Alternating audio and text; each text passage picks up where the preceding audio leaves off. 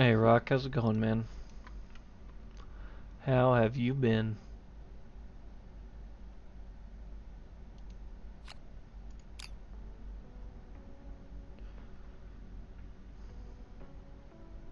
No, Titan, I did not. I was basically out of town that whole span and didn't have access to my computer, unfortunately.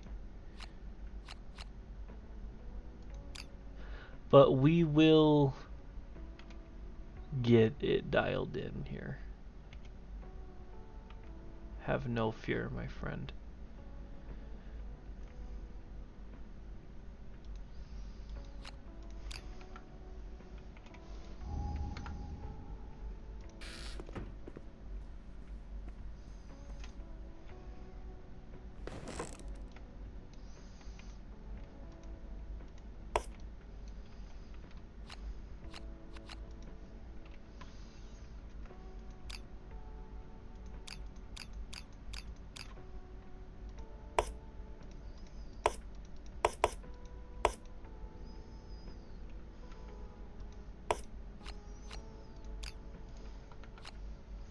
Yeah, glad to have you, man. I I have really just been kind of embarrassed at my stream frequency. I was planning on also having this all ready to go for our stream today, and then I fell asleep upstairs because Lily decided to not sleep last night, and so I totally cashed out on accident and woke up about 4 minutes before the stream was supposed to take place.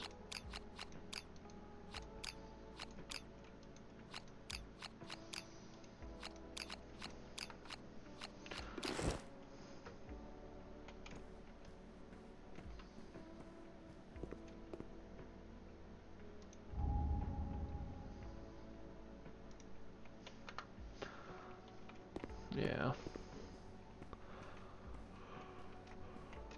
And yeah, I didn't get the board ready, dadgummit.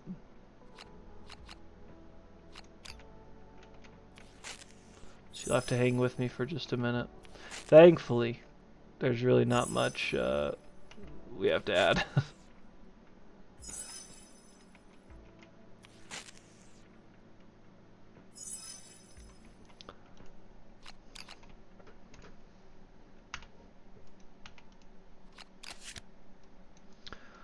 Okay, so we'll just start with our gear grids here. I did not get a single thing other than some card sleeves on Black Friday.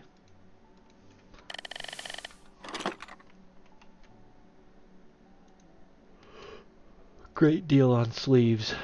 Couldn't pass it up.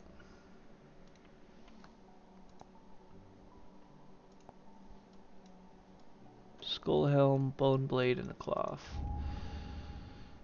Actually, you know what? Let's just go straight to the gear.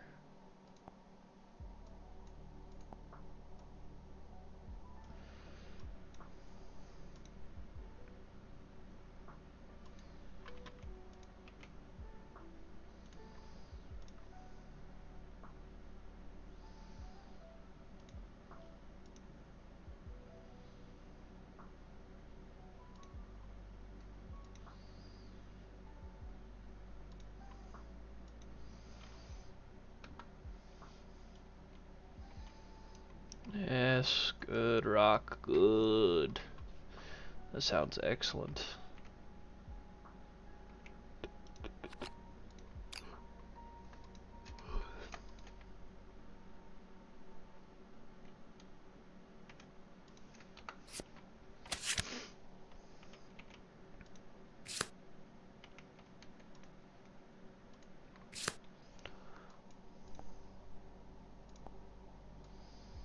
Two guitars and the bow. Wait, and the circlet. We got the circlet last. Circlet, bow, two guitars. We're rich. Silver City 2029 hype. Respect, respect. My patience would never last. Full set of rawhide.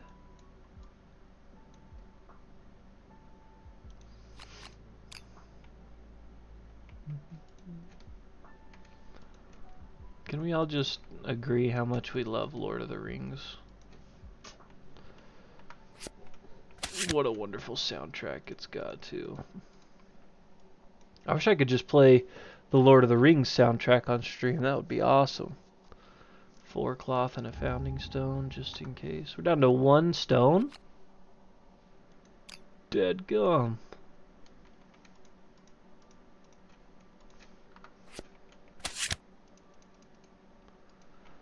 Alright.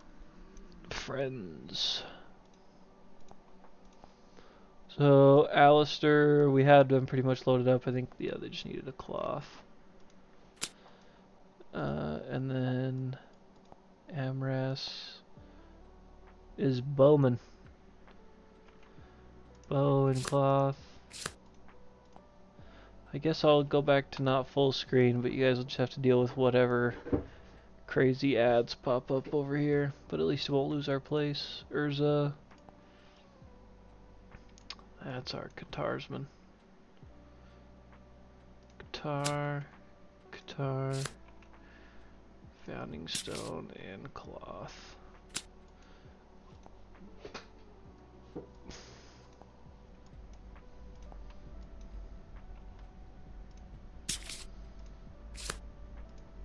How's the delay today, my friends?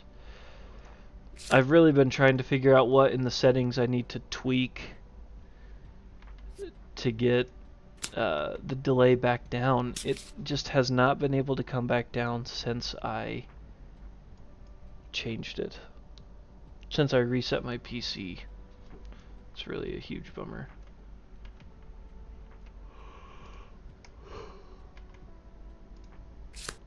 Give the circlet, not too bad. Oh, good. We'll give the circlet to our bowman.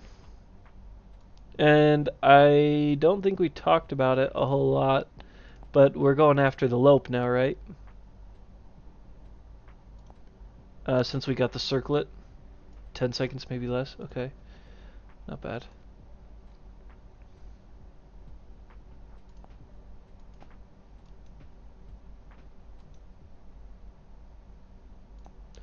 Oh, Alistair's got to skip.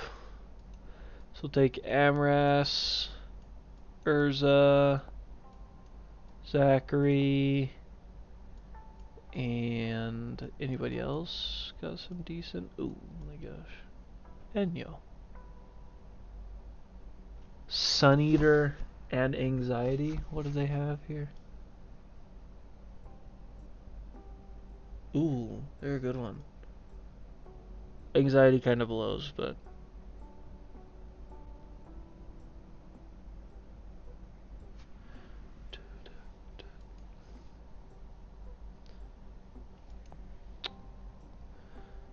didn't we have a monster grease made as well?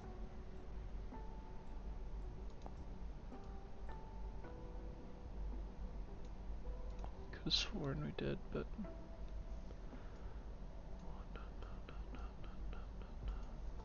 and we'll take Enyo back out. Enyo can pick up the white gear grid.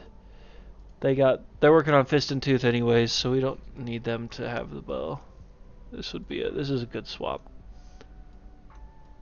Get working on some Fist and Tooth proficiency. Bone blade cloth and the skull helm.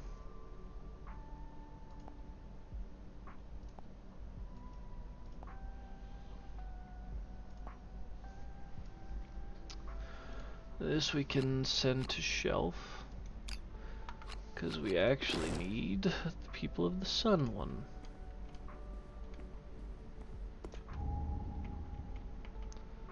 P settlement record sheet, Squire settlement record sheet, People of the Sun. Yeah, we'll have to dip into that Black Knight stuff when they get it all polished up. That'll be fun. I'm also more than interested if we want to try to switch to not incorporate the Scribe app here. If we want to just try playing it analog in here, we can. As I understand it, this crafting table has some pretty cool stuff with it. So we should put in here. So we got Bonesmith, Skinnery, Organ, Caterium, Screaming Lope. And we are on year 4.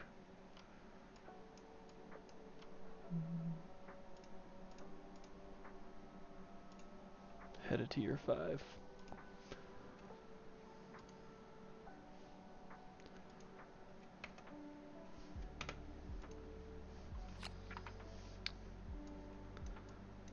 Because I think what you end up doing is holding the resources over it. Maybe you have to link it to the settlement first. And then you add. So our principles we've picked. Oh yeah, you have to pick survival of the fittest. We did graves. Accept darkness. Is Bill banned again? No. Ah, is he trying to watch and it's not letting him?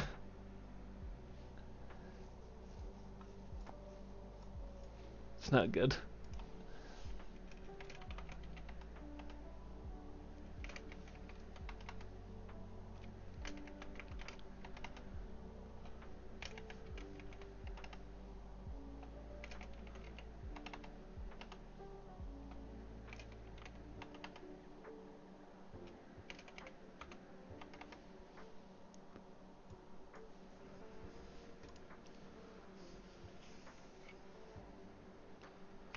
See, and then if we flip this, Bill keeps making powerful enemies. Dang it.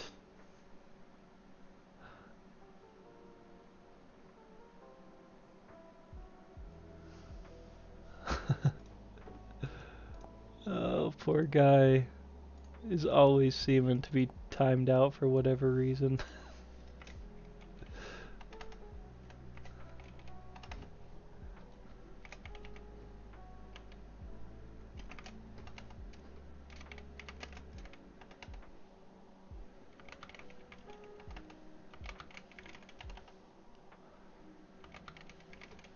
Whoa. It'd be nice if we didn't have to depend on the app anymore. But no, just scrap.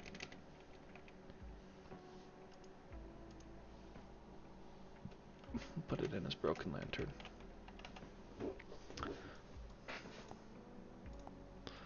We have a sentry fingernails.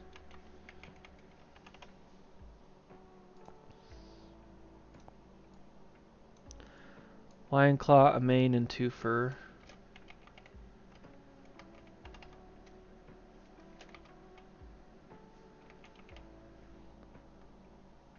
Oh, shimmering, not glorious mane. That must be the card.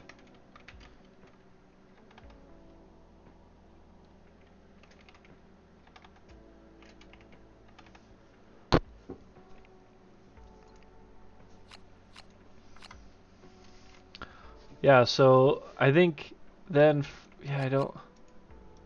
Oh, it does. We gotta check this out a little bit, guys. Sorry. Let me just check this out a little bit. So we need to add the Skinnery, organ grinder. I think I passed the pool by accident, actually. I did. The sun. We don't have the Skyreef Sanctuary. Sacred Pool. There it is. I knew we were missing something. Skinnery, organ grinder.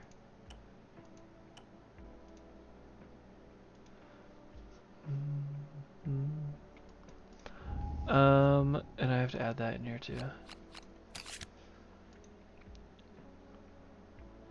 The sun, sacred pool. Oh, those are already in there. So, and then somehow I heard you can. This will tell you what you can craft. Activate crafting.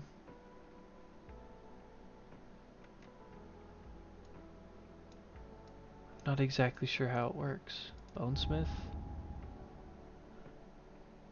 Preview gear by highlighting its entry on the settlement location. Craft by clicking onto the entry and spending the listed resources. The resources are pulled from your settlement storage.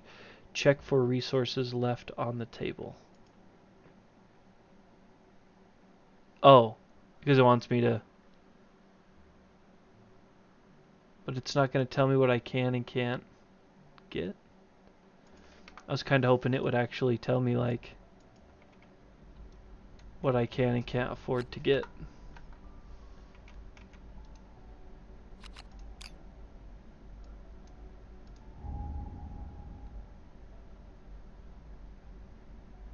Is it because I have all these things? I don't have this stuff, so if I try to get it...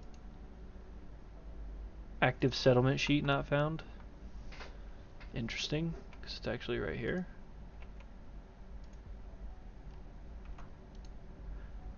It could be still just struggling a little bit, maybe.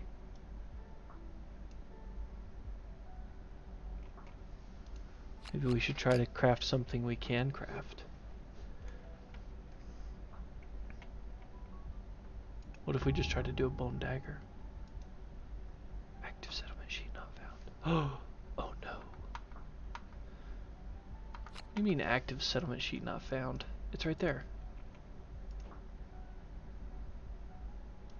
What's that little black bar that pokes up? Is it because I haven't named it? No way, right?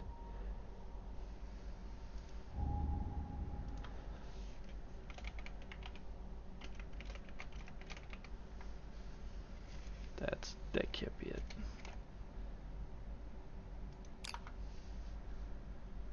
Oh. It's got it listed right there as Costa del Sol right there.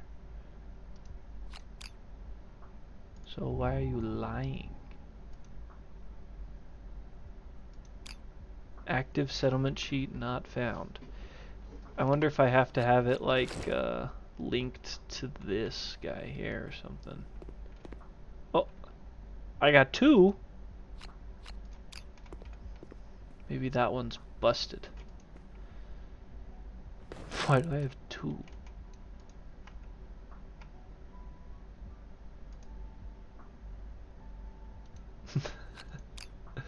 No shot, this one works. Oh! The other one's broken. Get it out of here. Go to the shelf.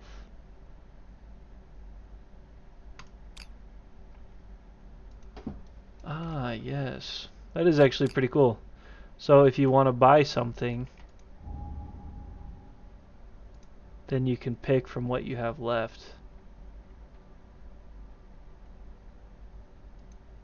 Seeing it fulfills the... Very cool. That's cool. I like that. That's fun.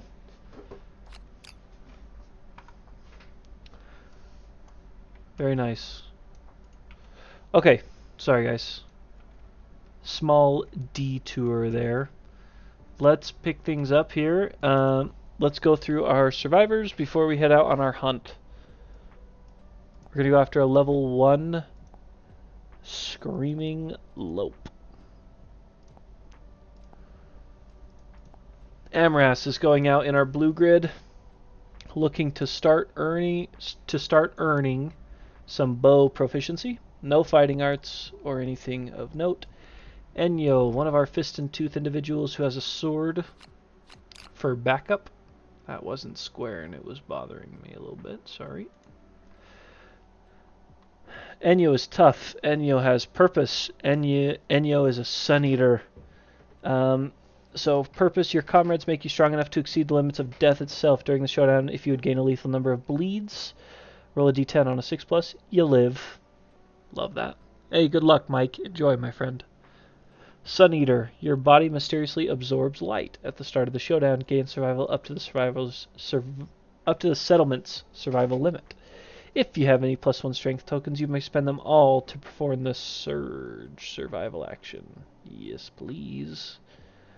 They're anxious, so they're going to be priority target. They're overprotective, so when an adjacent survivor is knocked down, you're also knocked down.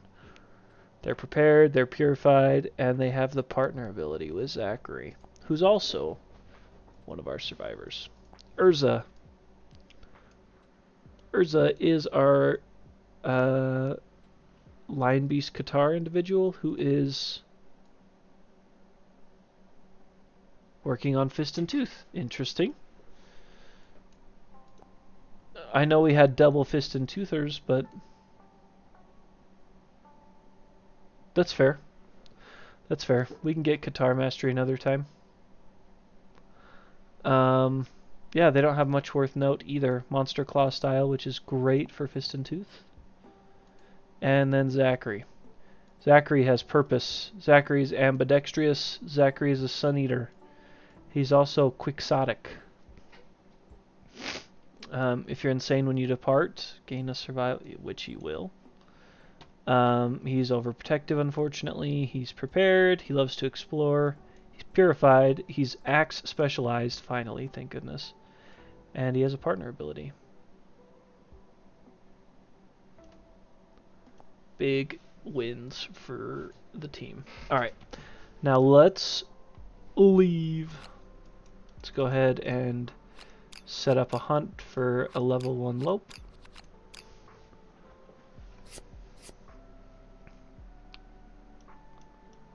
We'll bring one of our survivors over here. Oh, we need to name them. Duh.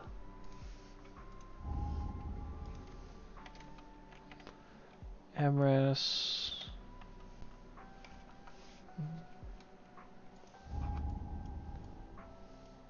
Zachary.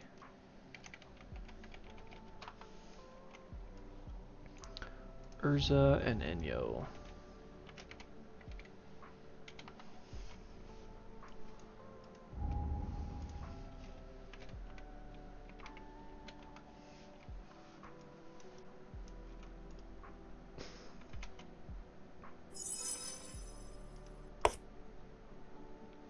I was trying to pick these ones out because their gear grids will change based on what you're carrying, but then I realized we don't have anybody with a knife or anything like that, so oh well. What are you gonna do? Nobody with a spear.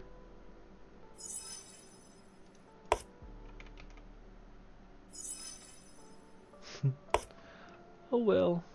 Alright, Zachary, you're gonna be our placekeeper here, my friend. Alright, is everybody ready? Let's get this rocking and rolling. I guess we probably ought to change the music to get things a little more exciting in here. We are heading out on the hunt after all. Alright, let's go ahead and depart. Automatic bonuses are applied, however I do not believe Zachary's quixotic will apply, so let's do that real quick. +1 temporary strength. Maybe it did. I don't think he should have 2 temporary strength. He shouldn't, so the app does keep track of that. I love that. Okay. But our first, and I guess it doesn't have to go in this order, but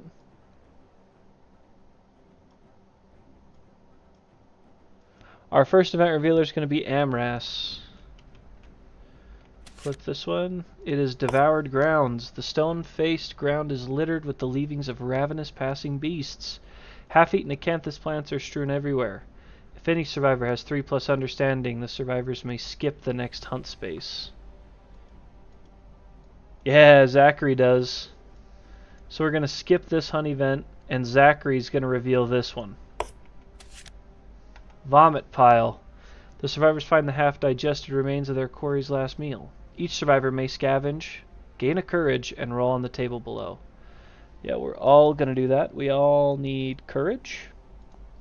So everybody gains a courage. Amras bolded. Congratulations, Amras. Let's take care of that right quick.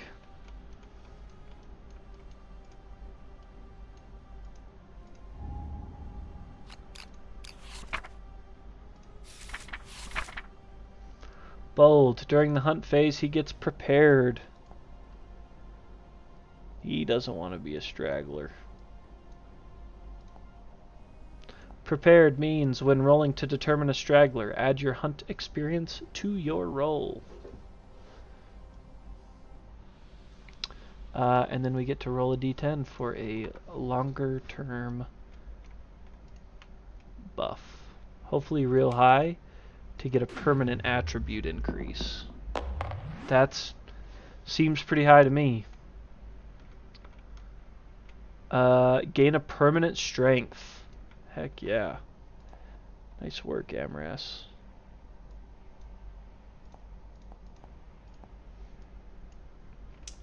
Bingo. Alright, now we each get to roll on this table. So let's start with Amras. A 3. Archive all consumable gear. None of this is consumable. Move on to Enyo.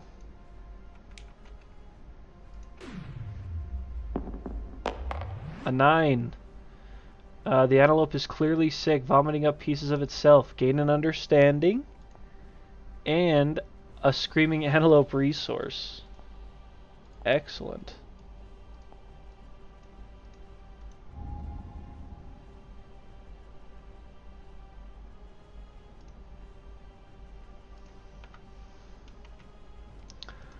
Let's give these a couple quick shuffles. Triple shuffle.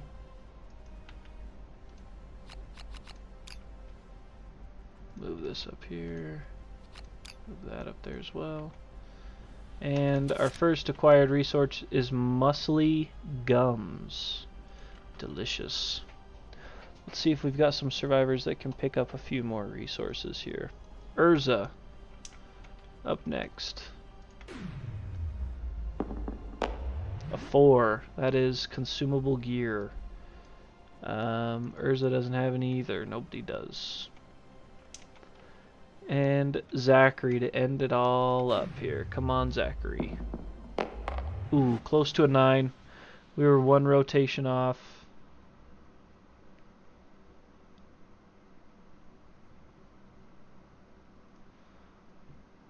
It's pretty close.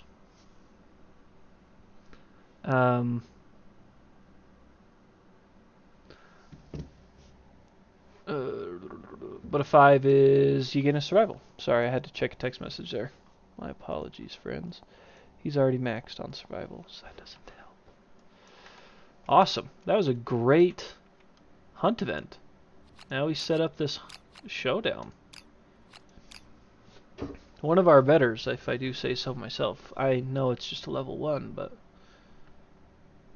at all that acanthus. Ooh, an iron? You're coming over here with me. We are going to change the structure of these because we want them all here in the facing there. The iron ore is big. The bug patch is a specified spot, I believe. I think it has to go there.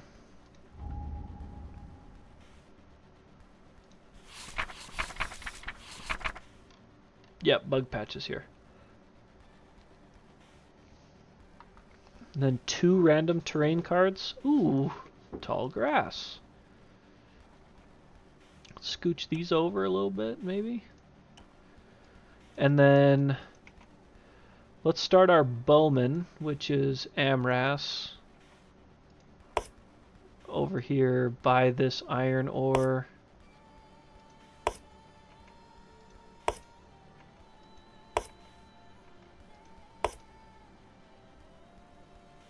Yeah. Okay, and the lope's gonna go first. Let's go over his trample trait again real quick. When the monster collides with a survivor, they suffer damage equal to the monster's level. So he stomps on you. Alright, Mr. Lope. Back kick. Pick target in blind spot in range, which is nobody. Closest threat in range, which is nobody. Because we're outside of his range of 6, I believe is his range. His might be 8. Let me check. His movement is 6. Okay, so we're like 8 away, so he's just going to move up 1. And he's going to eat that acanthus plant, basically. And then he would heal, but he's received no wounds. So now, to us survivors, he has 8 toughness also, just for everybody's information. Now it's us. Amras is going to search this ore vein, which is this card here. We don't have a pickaxe, so we're just looking for a 4 through 10 to get us an iron. Well, a 1.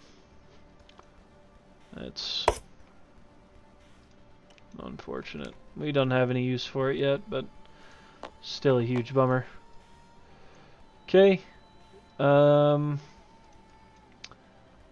so that's the end of Amras's turn. 1, 2, 3, 4, 5, 6. We're all still pretty out of range. We could all move up 1.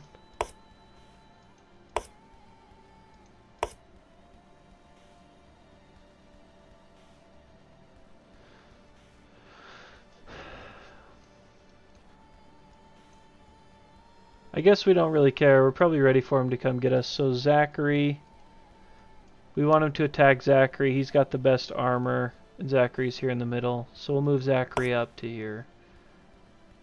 The rest can kind of follow suit, I guess. We'll let Lopi go here. Hey, Bill. Welcome in, my friend. Bite. Closest survivor in field of view. Unfortunate. So he's going to come for Zachary. So 1, 2, 3, 4, 5. 1, 2, and 2 with an after damage of bleed. Zachary has 2 evasion. Let's see what we can do here. 1, 2, or 3 is a natural miss, which is a 2. So that is a missed attack attempt by the Lope. Now, before we have him get out of range, Amras is going to load up and shoot with the catgut bow. Because it is cumbersome, so he has to spend his movement and his activation on this. So it is 2 speed. We're looking for 7s or better. It's got high strength though.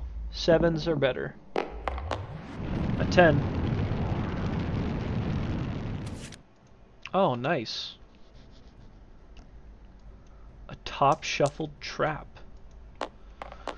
Trap. Reshuffle hit location deck. The screaming antelope panics, its undermouth unleashing an inhuman wail. It bucks wildly and leaps into the air. The attacker is doomed. All survivors adjacent to the monster, which is just Zachary, suffer 2 brain damage. Per monster level, knockback 5 and are knocked down.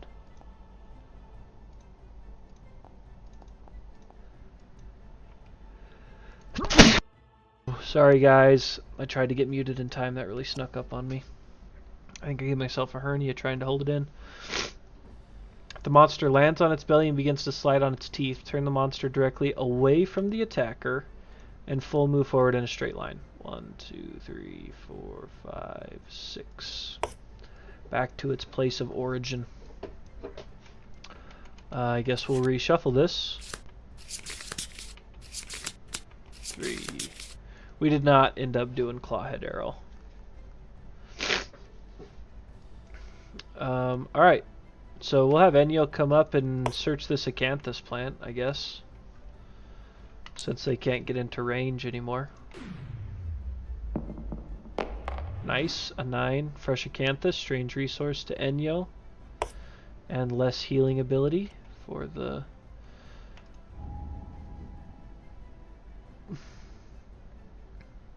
Where are the strange resources at? Right there.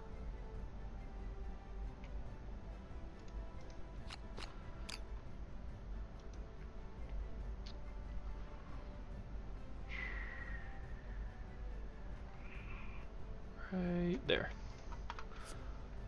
I am not doing drywall, actually. My wife does want me to put the bathroom up, which would include some drywall, but I am dragging my feet on that.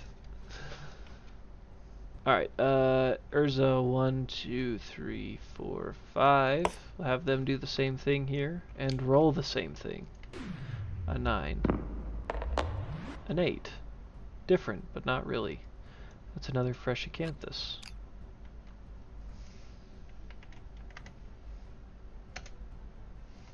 Whoops. I know how to spell. Trying to save us some time, but I think I ended up wasting it.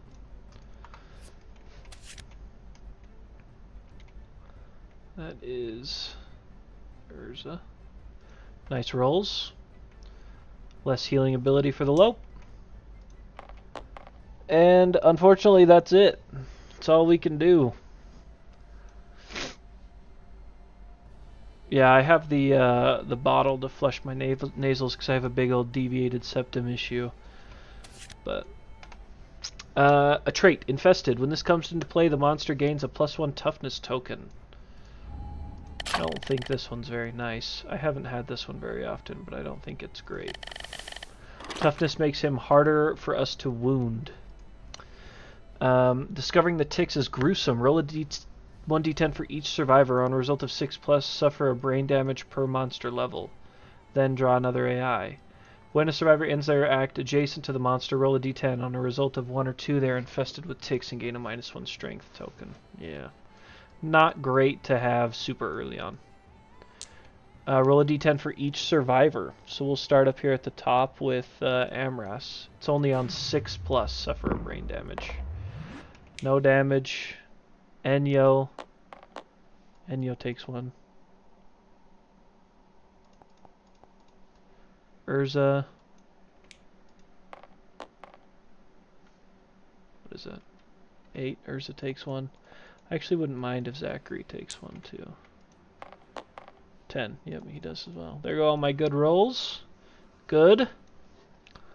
Alright. Draw another AI. Run down. Full move in the direction the monster is facing. Okay. 1, 2, 3, 4, 5, 6.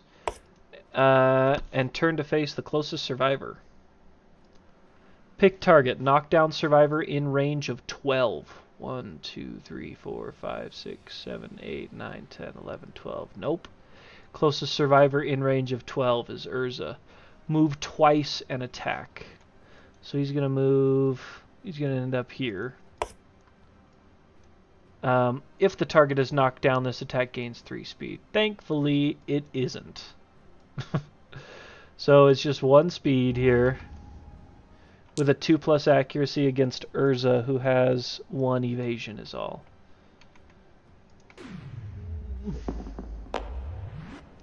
That's a hard one to dodge no matter what. So that hits. It hits Urza in the body, potentially. We'll spend nah, we'll take that.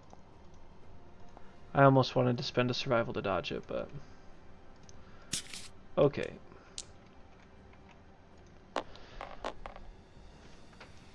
That's that.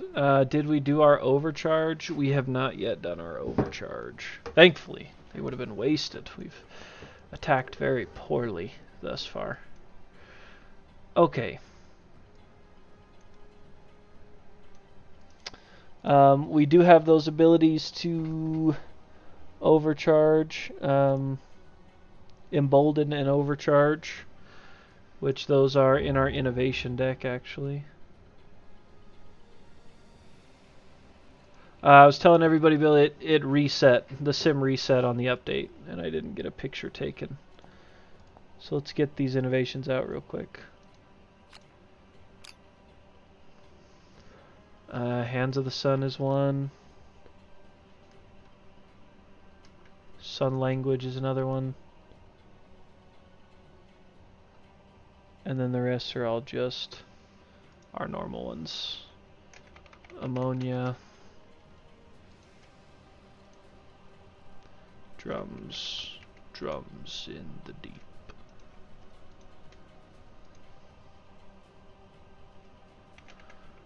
Partnership. Kind of a lame one, but we got it for free, so what are you gonna do? Song of the Brave and Symposium.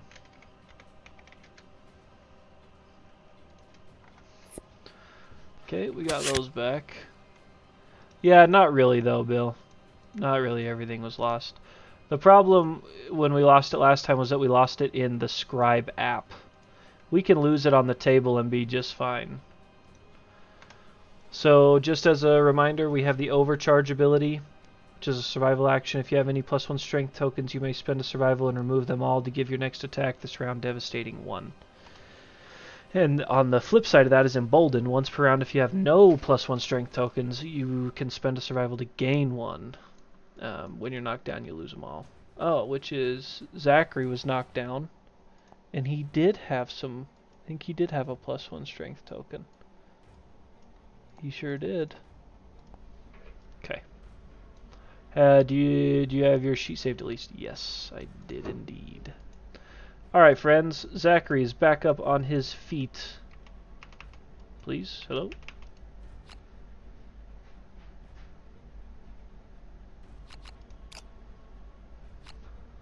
He can attack. Oh wow. He can move to show his range. Nice. This game is sweet.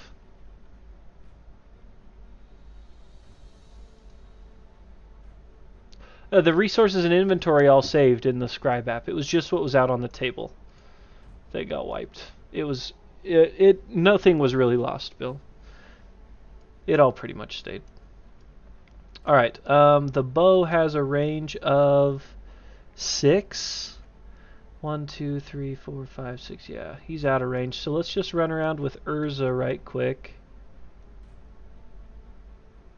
Why are they not syncing up to a card?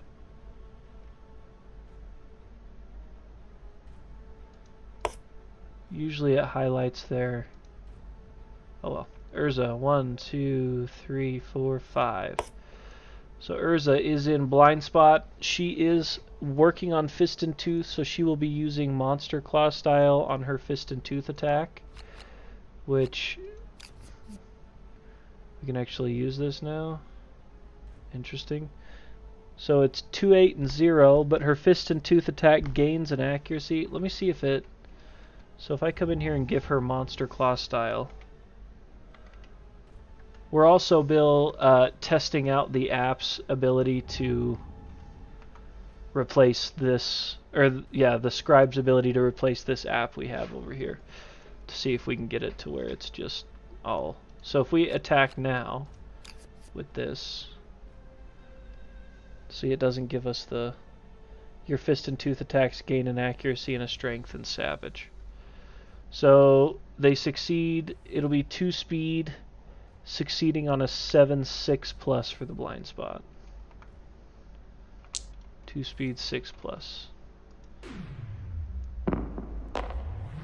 Oh.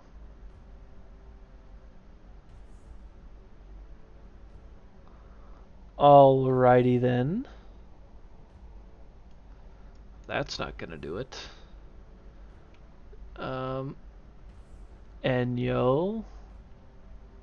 1, 2, 3, 4. I was actually pretty disappointed in the update. There really wasn't much. Yeah, I mean, it's still good. It just... I don't know, they talked it up a ton, and then they were like, actually, it may not be as good as we said. And then it was kind of lame, actually. When a survivor ends or act adjacent. Alright, so this is for Urza. A 6. Thank goodness.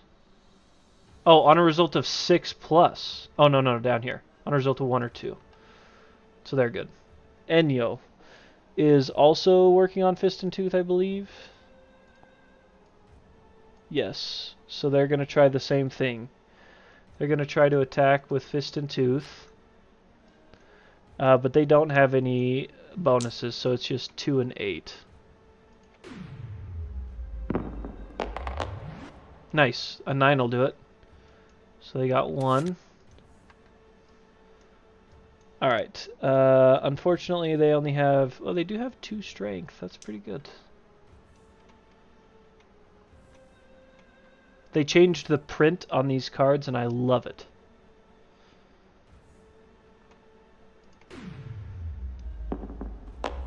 A 4. That ain't gonna do it. That's a failure.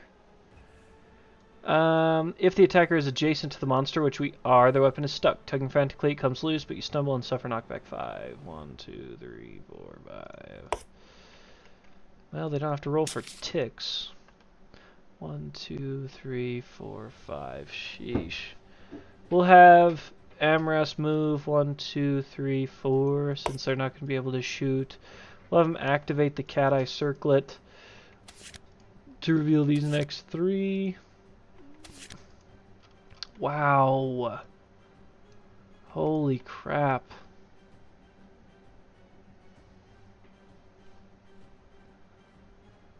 These are not good.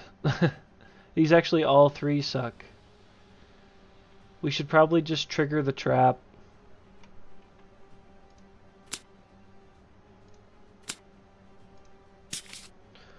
We'll just trigger the trap in a way that benefits all of us.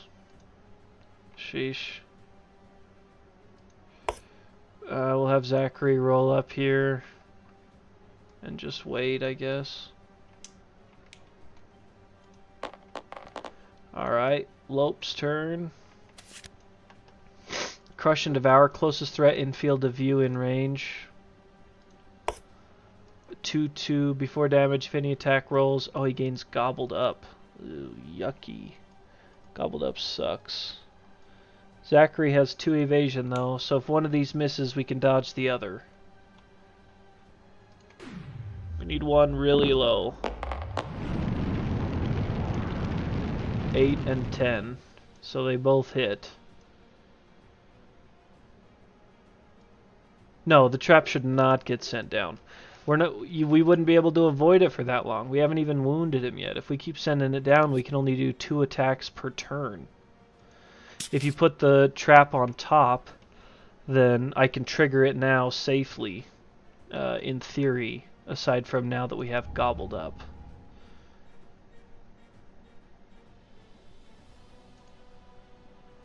Which should be an AI, I believe.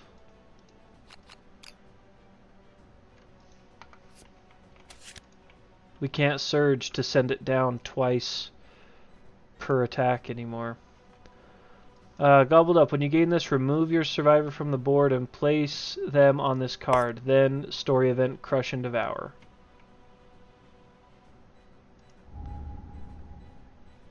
Should be able to, I agree.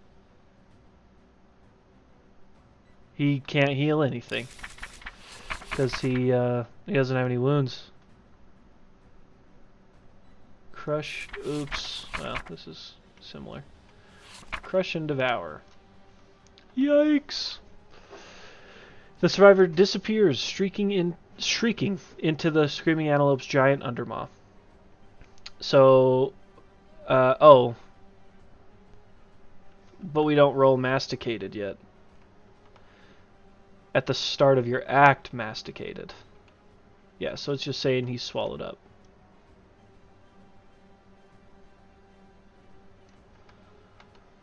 Oh gosh, this is not good. Because I doubt he's going to suffer 2 wounds here. Because he's going to run away.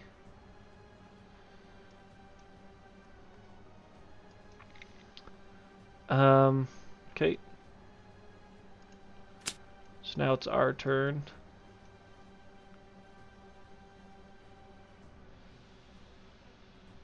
We really can't with this trap where it is. I mean, even if it was on top, we couldn't get 2 wounds. Urza's rolling so many dice with those Katars.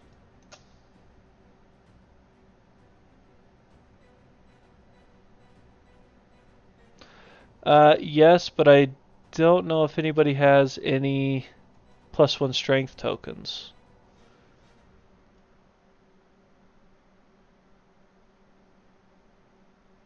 I guess we could try that. So we could have Enyo. No, we couldn't. Because our bowman's the one with the circlet. So we really can't. We could run up to head him off with Urza to get him next round.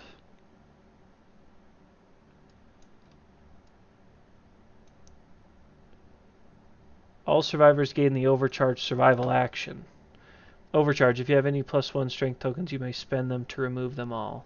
Once per round, if you have no strength tokens, spend a survival to gain one. So it's on a personal level. I don't think we'll be able to do it this round. Masticated is not good.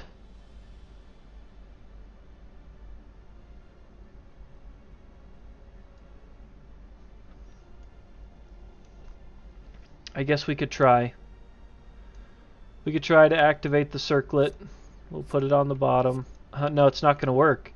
Because even this one, if you're insane, you have to cancel all your hits. And Urza is definitely insane. There's nothing, there's no way to go about this that it wouldn't hurt us the way it's going to. So Amras is going to shoot the bow at the Lope. 2 speed, 7+. He gets a hit. Wailing Slide. The attacker's doom all survivors adjacent to the monster, which is nobody, so he's going to run away. 1, 2, 3, 4, 5, 6. That's just too many traps back to back there. Triple shuffle. And then I guess we can 1, 2, 3, 4, 5. Kind of the best we could do there. We can move up 1, 2, 3, 4, 5 and search the one at his feet. 7. Gain a survival for Enyo. Cool. Take it.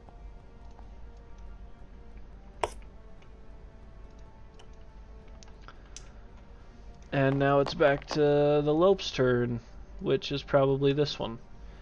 No, at the start of your act. Crush and Devour, Masticated. So, Lope's going to draw Chow Down. If there are no Acanthus plants on the showdown board, discard Chow Down and perform basic action. Full move the Screaming Antelope to the closest Acanthus plant. If the monster ends its movement on or adjacent, it consumes it and heals. 1, 2, 3, 4, 5, 6. Guess I could go 1, 2, 3, 4, 5, 6.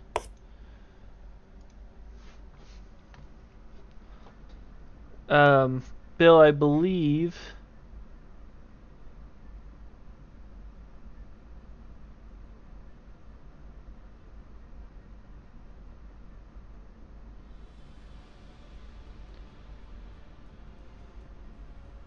I believe that what it's saying is, oh, and then, sorry, and then place Chow Down on top of the monster AI deck. I believe what it's saying, if I'm not incorrect here on this, at the start of your act, I think it's the start of the survivor's act, right? Not his individual act, or is it...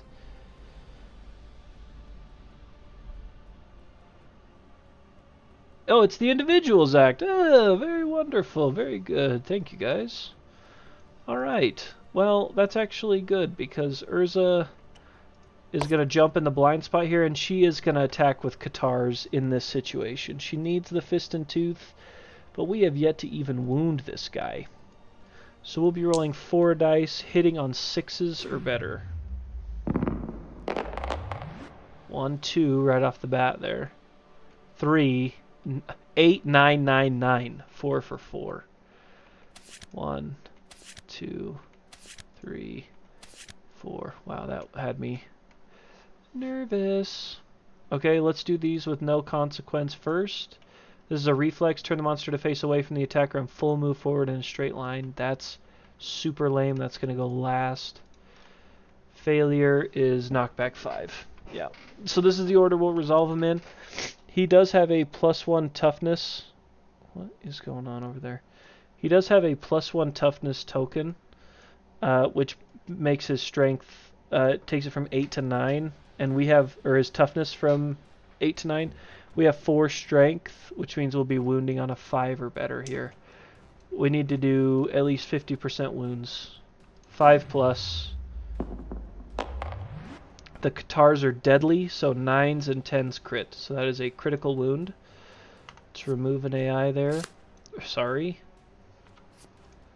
That's it. We remove his chow down AI. Gain a Screaming Antelope resource. More meat. There's a chance that this blow snaps the Screaming Antelope's neck, killing it instantly. Roll another d10. On a result of 10, the Screaming Antelope dies instantly. Let's, just for fun, let's go ahead and do that right now. A 10, a big 10. Oh! One rotation off. That's okay. Alright, so that one was a success. Moving down the line to Restless Back. We need a 5 plus again. A 4, 1 short. 1 short, day late, dollar short. Would have been okay if he didn't have the +1 toughness. Now Gnarled Horns. We need it again. 5 plus. 10. Gain a Screaming Antelope resource. Another organ. Holy cow. Persistent injury, Ruined Horns. Blood pours from the ruined crown. Affects some AI cards. And that's the second wound. So he will suffer... If the monster suffers 2 wounds in a single round, Crush and Devour, Regurgitate. Okay, so we'll do that. We're going to do Restless Rump first, though. Maybe snag 1 more crit, just for fun. 1 more? A 3. A miss. Okay. Let's clear the board. He suffered 2 wounds there, so let's... Oh, the result of that, turn the monster to face away from the attacker, which it already is. Full move forward in a straight line. 1, 2, 3, 4, 5, 6. Cancel all hits now out of range, which is perfect, just what we wanted to happen. And now we get to do 2 wounds Regurgitate, which is this table right here. Place Gobbled Up survivors in a free space adjacent to the monster. Archive Gobbled Up and roll on the table below. Not bad at all, Bill. Not bad at all. So, Gobbled Up, I'm going to drop him right in the blind spot. Gobbled Up, we'll keep it close. And then we just roll a d10 here for this. And it's KDM, so I'm guessing the higher the better. Seems like a good guess. I'm not super familiar with this.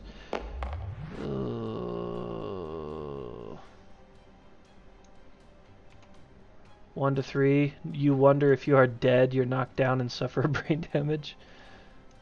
That was quite the wild ride. That was Zachary. It's good for him to lose some insanity, to be honest.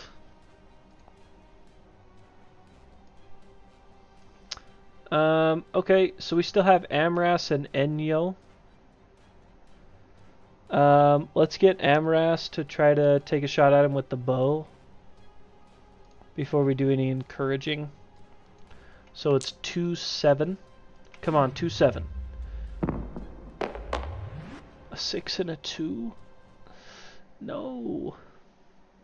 Oh, 1 unmasticated? I'm sure you're just instant dead. I'm sure of it. So we do still have encourage. No, we don't. We don't have encourage. My fault. Enyo, 1, 2, 3, 4.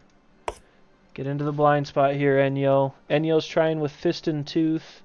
We're trying to scrape together a couple weapon proficiency points. So they don't have any accuracy buff. So it's just 2 and 7.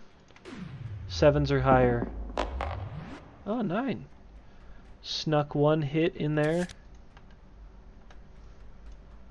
And no reflex on, or no reaction on this card. So we just need a pretty good roll. It's going to need to be upper 50% for sure. I don't think that's enough. Because he's got 8 toughness. So we needed a 6 plus. I hate that this tweaks out. I'm gonna have to exit and go back to this screen so that it calms down. Alright, well, that was a couple failed attempts again. And there's nothing else we can do at this point. So we gotta pass it back over to Lope. Mr. Lope. Mr. Lope's a lot. Actually, Enyo has to roll for ticks. That's so stupid. On a result of 1 or 2, they're infested with ticks and gain a -1 strength token. Gotta be kidding me.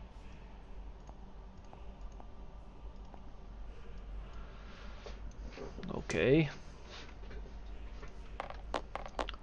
Back to the Lope. Gore. Full move in the direction the monster is facing. Turn to face the closest survivor. Move and attack target. Oh, Ruined Horns, which we just got. The pitiful attack fails. A random survivor gains a survival. So when does that activate? Does he still move? Does he move up? Oh my gosh. I moved him too far.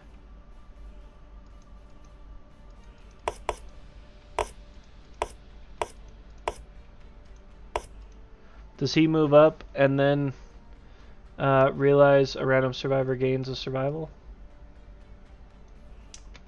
I'll just give this a random roll here. Urza. Let Urza gain that. It's random. That's random enough for me.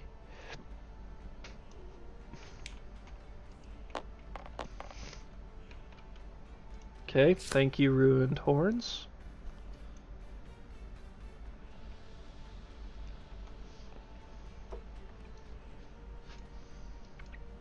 Zachary's back up. No, I was clearly highlighting over Zachary.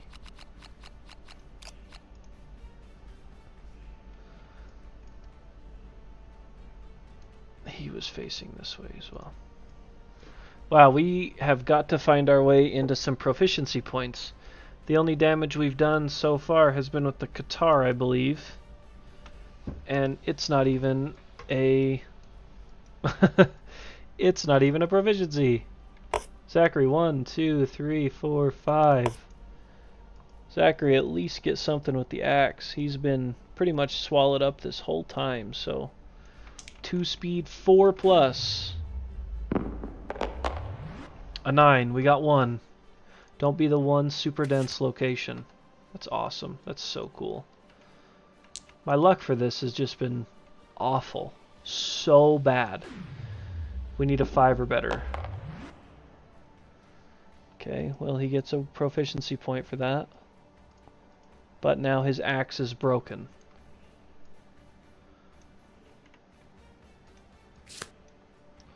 So axe is broken and archived.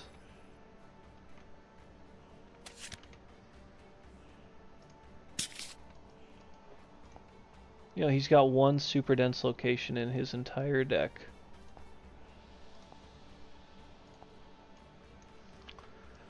Give me a break.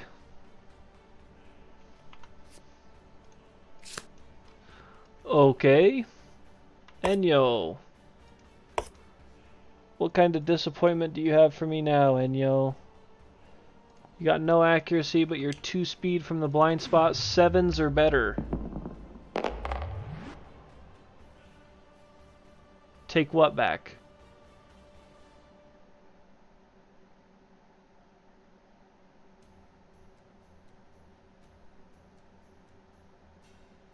What do you mean? Super dense. If the attacker hits this location with a frail weapon, it is damaged, meaning archive the weapon at the end of this attack. And a bone axe is frail. You didn't deal damage with the axe. If you hit it and it's frail, it breaks. I did deal damage.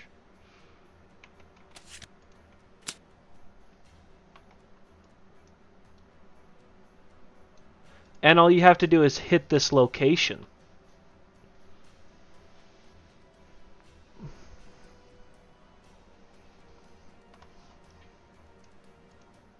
Was this my roll from the blind spot? So I had one. You're good. You're all good. So Enyo did hit once. There's a reflex on this. We really just need a good solid 6+ here. Just to get the fist and tooth crap out of the way.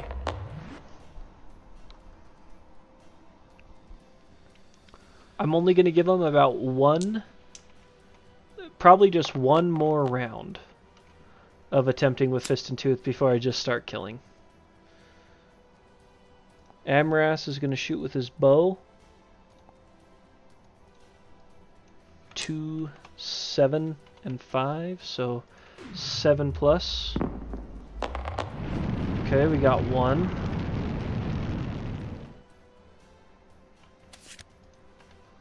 There is a wound on this. We need a 3+ to wound. 8 will do it.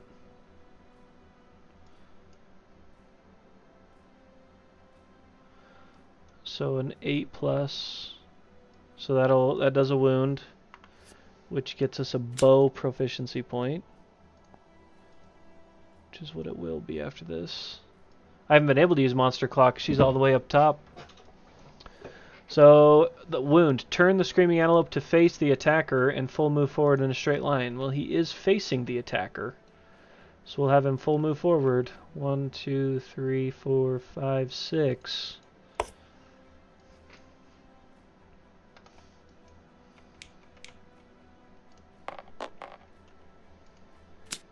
Pick these up and reshuffle them. That's a nasty deck right there. It is not great. Not ideal by any means.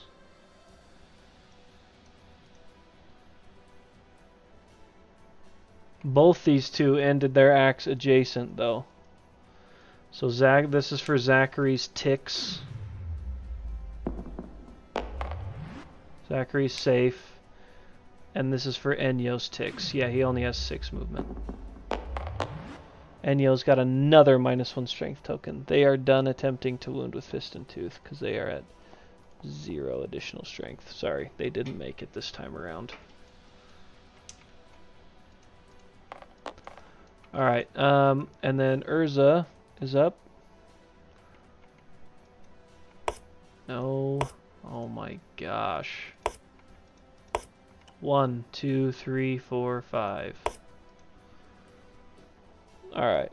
So Urza has no additional accuracy except for her Monster Claw style, which gets her 1. So 6+ from the blind spot with fist and tooth here. Okay, we got 1, a 6. There is a wound on this. It's actually a good wound for us. So now would be a great time, fist and tooth, to show up. That's definitely not high enough with fist and tooth.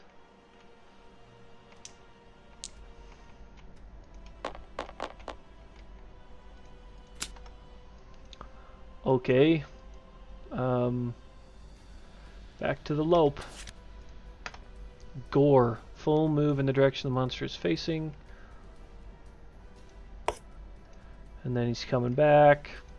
But Ruined Horns, the pitiful attack fails. A random survivor gains a survival.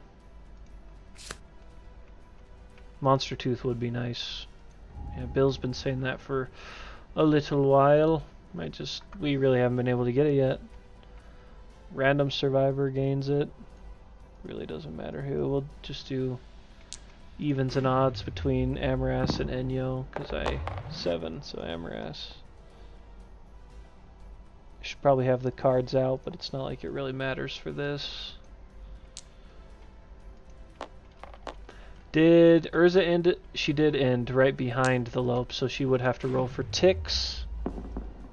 Wow, that is incredible!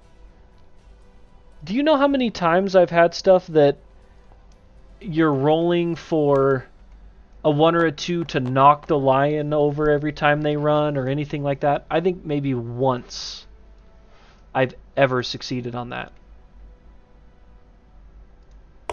Okay, she's going to spend a survival to activate to gain a +1 strength token, which is going to just cancel out this one.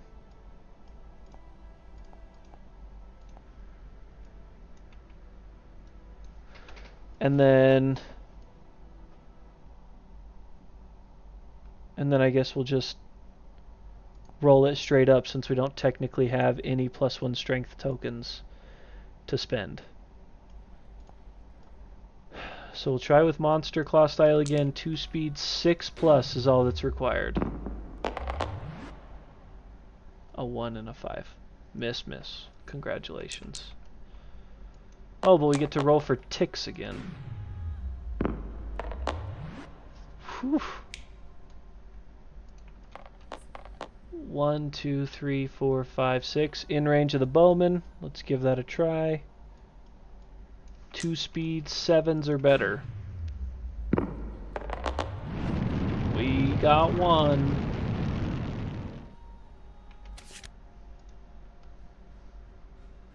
Okay, we're not attacking with the Clever Shield. Now we got 5 strength on this. We just need a 3+. Oh my gosh. Yeah, that counts.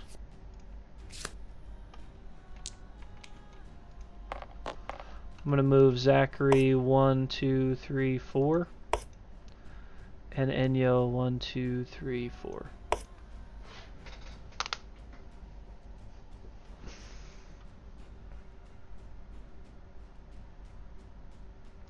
Back to the lope. Run down. Full move in the direction the monster is facing. Okay. 1, 2, 3, 4, 5, 6. Turn to face the closest survivor. There are no knockdown survivors. So 1 speed. Needs to roll pretty high to hit here. That's not high enough. That's a miss.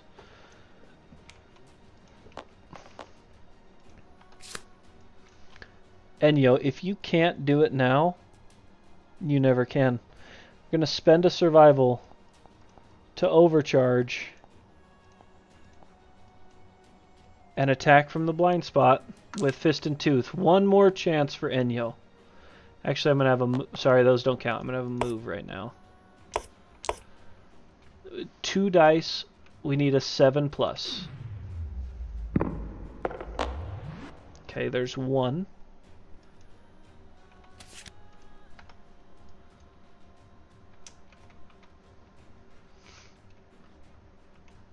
Now just roll really high. 6 is pretty good, but I don't think it's good enough. I'm actually not super mad about that roll, and you gave it a good try. 1 strength brings it down from a... What is it? It's got 8 toughness plus 1, which makes it 9 toughness. So we need 8s or better. I didn't really pay attention to that, or I wouldn't have tried. That's pretty bad odds. Grasping tiny hands make rude gestures at you. Startled, you gain an insanity. You lose your composure. You must spend an activation to regain your senses before you can attack again. Yeah, they're not getting their weapon proficiency point this time around. Has Zachary gotten his yet? Yes. 1, 2, 3, 4, 5. Zachary looking to get in there and do some damage. Does he have any? We're going to have him overcharge. So he's going to spend a survival to get a +1 strength token. Then he gets to roll to try to keep that 6+. He gets that survival back. So he loses that survival.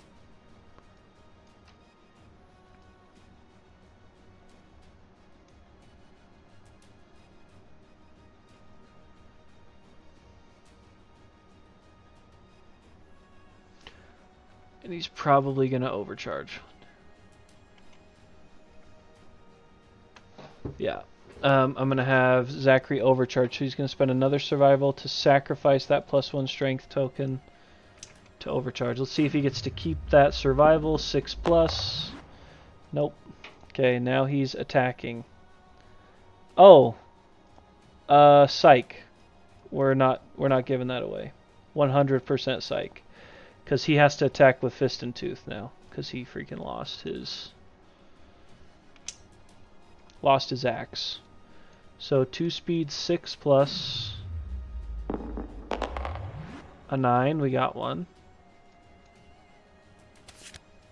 Oh. Yeah, let me roll for ticks first on Enyo, because I forgot again. I'm sure it'll be a 1 or a 2. Yeah, Enyo has been hit with ticks 3 times.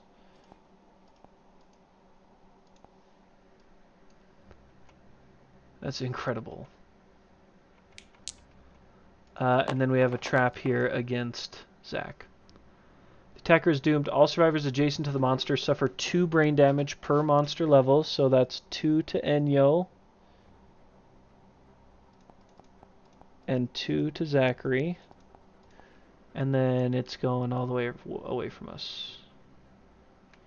1, 2, 3, 4, 5, 6. Knockback 5, 1, 2, 3, 4, and are knocked down. Zachary would collide with Amras here and get knocked down. Does that mean Amras also gets knocked down?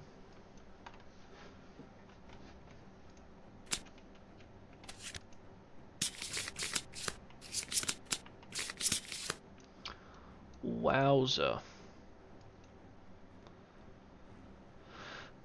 1, 2, 3, 4, 5. I guess we'll roll up with Urza, get her close.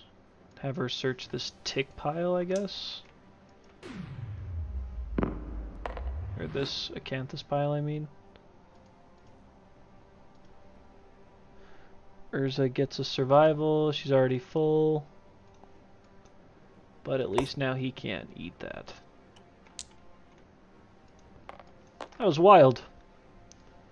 Wildly unfortunate. Back to the Lope.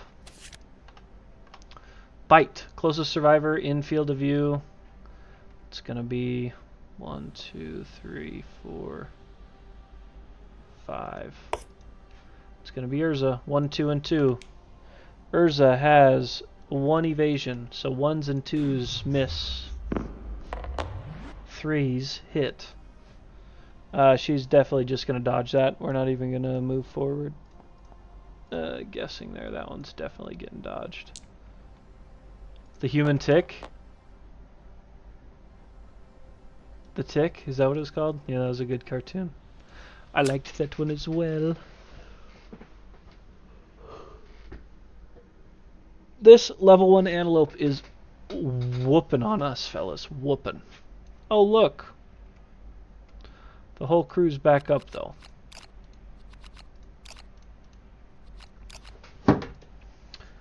The whole crew is back in action. We're just kind of weak, so I'm kind of done messing around. Did Amras get... Or, not Amras. Did Urza get her Fist and Tooth at least with Monster Claw style? I don't think she did. She didn't. She's got the best chance of it, but it's still not a very good chance.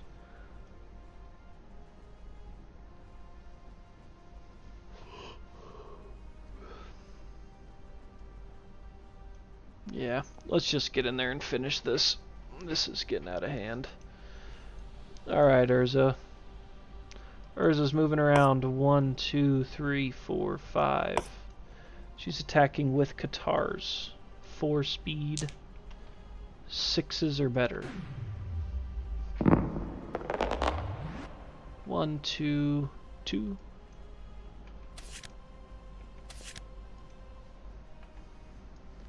-2 toughness to wound this location. It's a good one. Grasping tiny hands, make rude gestures. That's kind of a lame one. Okay, this one should be okay to do first. So -2 toughness to wound brings down to a 7, so 3+ will be wounding here. A 4. Congratulations. We did a wound. If the wound roll result is even, suffer brain damage.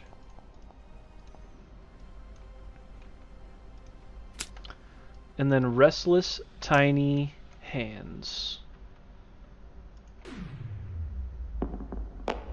Yeah, that's the other Fist and Toothman, unfortunately. 6! That's another wound. Congrats to us, that feels so weird. 2, 3. Look at us, wounding and stuff. Alright, yeah. Enyo's gonna move. 1, 2, 3. But she unfortunately has to take a round to recover her senses from last round. Urza ticks. You are joking.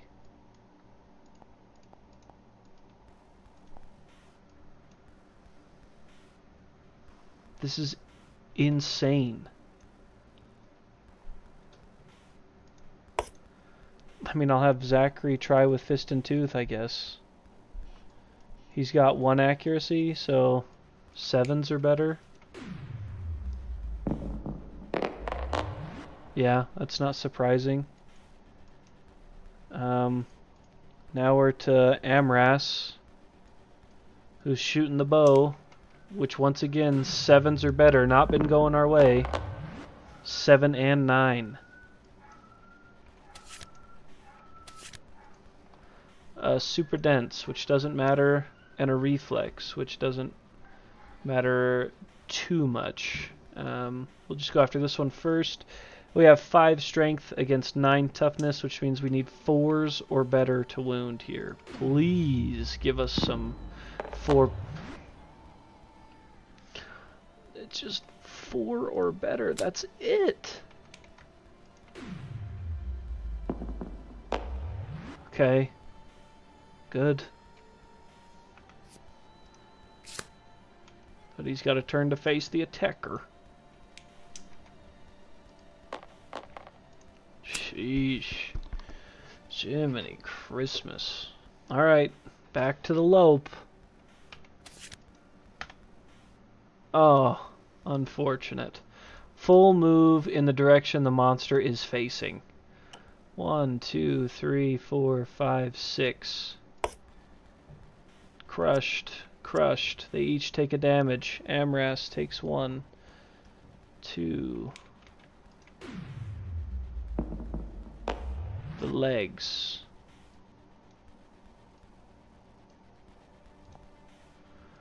And then Zachary takes 1.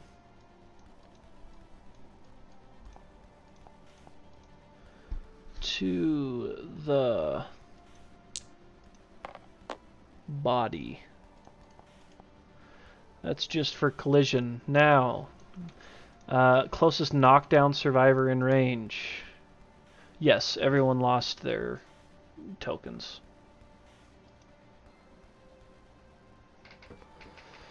I don't know if we have a theme on this one. I'd be willing to pick one up if we wanted, but yikes. If the target is knocked down, this attack gains +3 speed, so it's 4 speed. Shiminy Christmas. 1 misses, 2 misses, because Amras has 1 evasion, so 2 hits. Not nearly as bad as it could have been. 1 damage each to body and hands. We'll dodge the body, take the arms.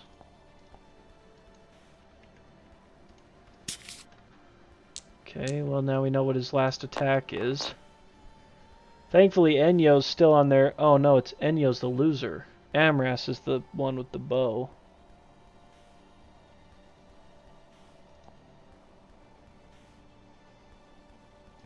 He's dead even on strength right now. Which means even with the bone blade, that's going to be tough. Blind spot, bone blade, 2 speed, 5+. Nothing right off the rip. Jeez.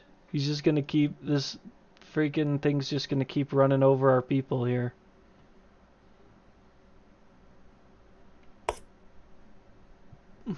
Psych. Urza's killing him. Urza's putting him in the dirt. Lion Beast Guitar, 2 speed. Oh, plus another 2 speed. 7 plus. 1, 2, 3. 3 chances. Only need... Okay. Alrighty. Trap.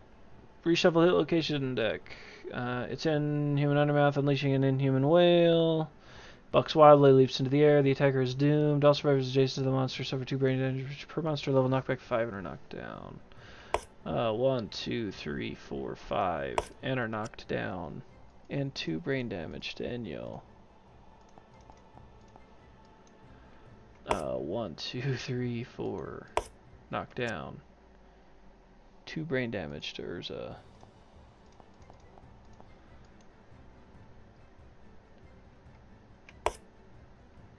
One, 2. Knocked down. 2 brain damage for Amras. Oh, wonderful.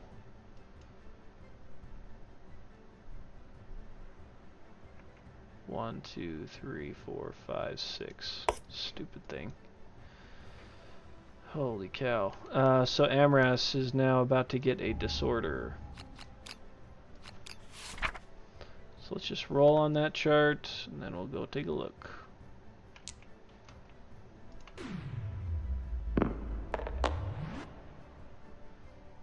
Well, Accept Darkness helps with that.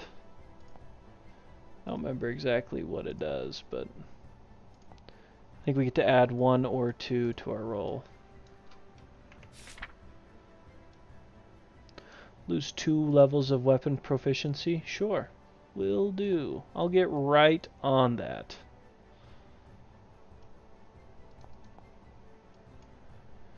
Do I get to pick 1 or 2?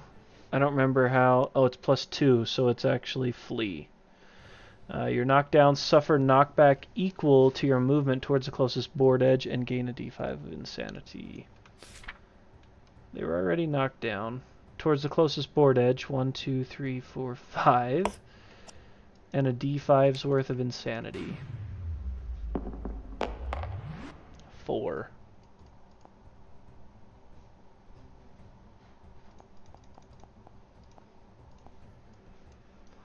Wow.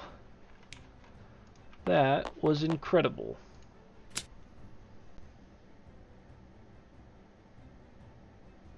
Now he's got to go.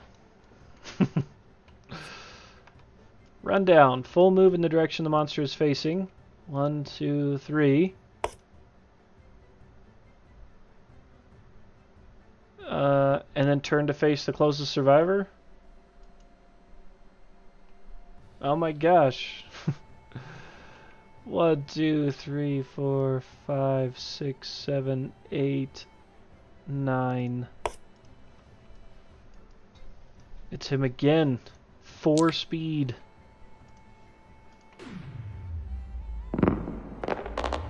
Two misses. Oh, why can't he have 2 evasion? 2 misses, the other 3 hit. Come on. Waist, body, head. Okay, we'll take waist. We'll take body. We're dodging head.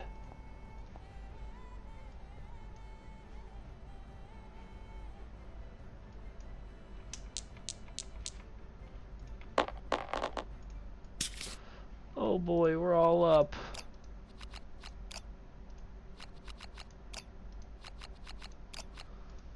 This is unbelievable. This is the worst.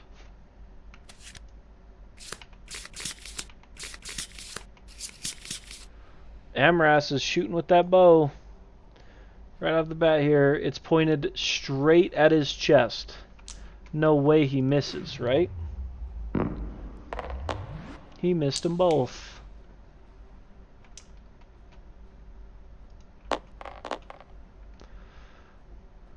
Urza, 1, 2, 3, 4. Urza, please. You have 4 speed, 6 plus. 1, 2, 3. Alright. He's going down right here. In this order, he's going down. We only have 3 strength with these now, so we need 6 plus. Oh my gosh.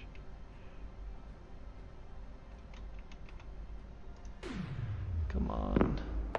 A 5. Not enough. Failure.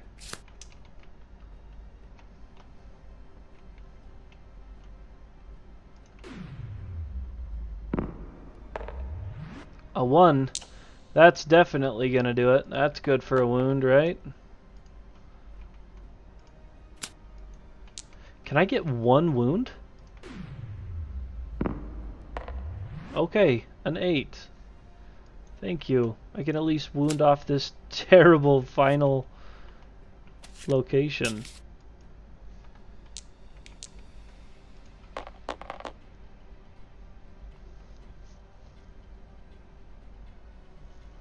Alright, Enyo,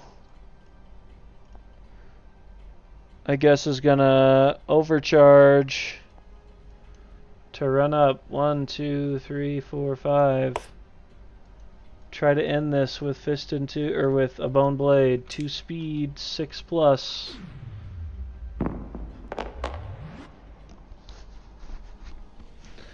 Like, this isn't even fun to play right now. You know how frustrating this is? I may not even have the drive to do the settlement event after this. I guess I'll have Zachary do the same here. Get him that +1 strength token, I guess. 1, 2, 3, 4. Can't even get to a blind spot for this fist and tooth attack. 2 speed. He has 1 accuracy, so 7 plus. Alright, 2 chances at it. 1, 2.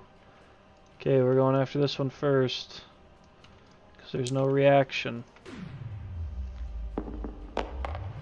6. So we've got 2 strength, and he's got 9 toughness. So that's a failure, because we need a 7 or better.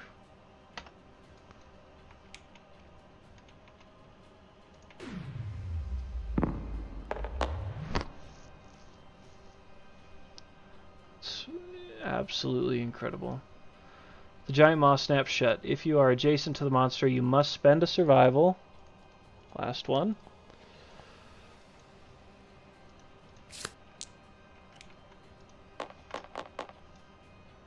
Oh, but wait! We all get to roll for ticks! Amras. 4.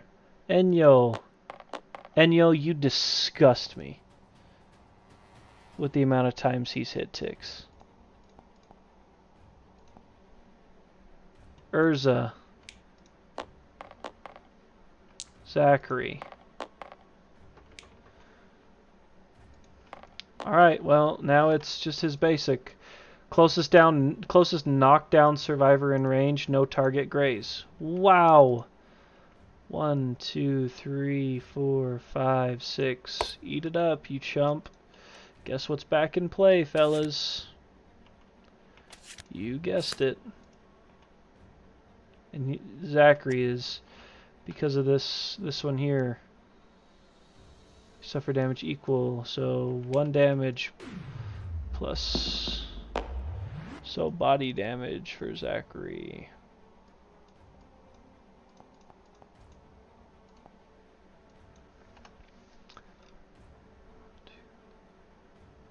And we can't even surge. Or we can't even... Urza's trying to finish it with the Katars. She's got 3 survival. Alright, so she's going to spend a survival to give a +1 strength. 4 speed. 6 plus. It didn't do the slow-mo roll. 1, 2, 1, 10. 1, 2, 1, 10. For anybody that's curious about that roll.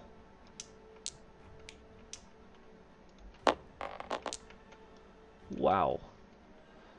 Can we at least get a wound here? It's a critical wound. Wow. So that's gone again. Should be dead. That's gone again. Gain another Screaming Antelope resource. Internal bleeding weakens the monster. The Screaming Antelope gains a -1 damage token.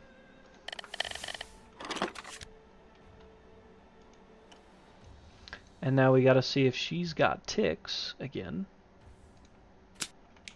Does she? She does not. She washes her hands and doesn't walk through sagebrush. Nobody else can even get there. So that's it. So what does he do if he can't graze?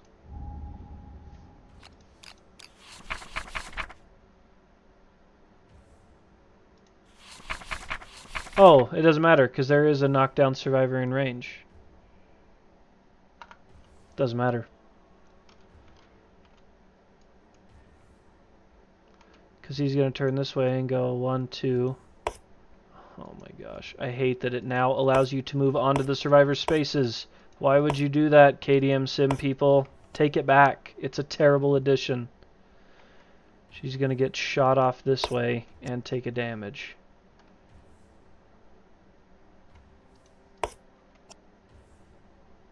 Urza. Is she even hurt yet? That might be our only saving grace here. She's barely hurt.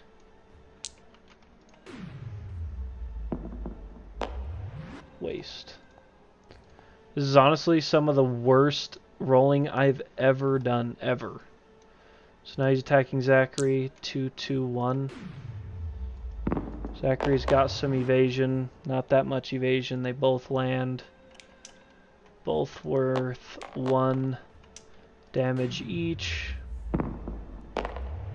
Head and waist to Zachary. He can't dodge either of them because he's been drained of all his survival.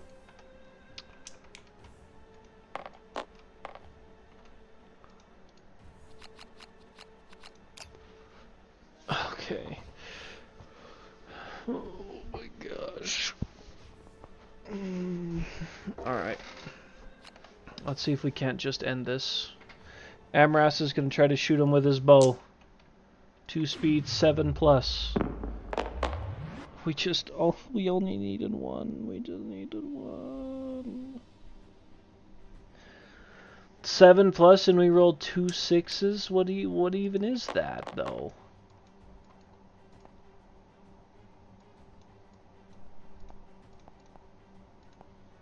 You know what I mean? Like what is that?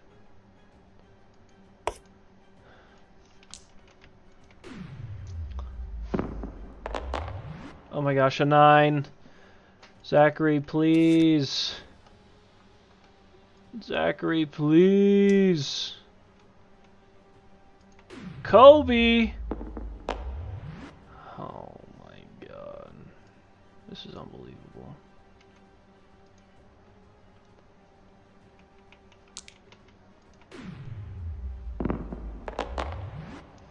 Three misses, 7 hits. 7 hits to the hands.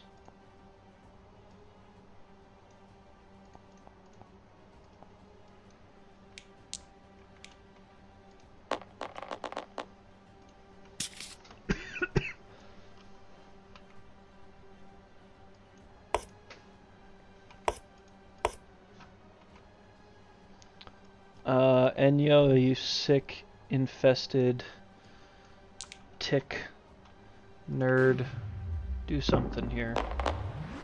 Wow, that's...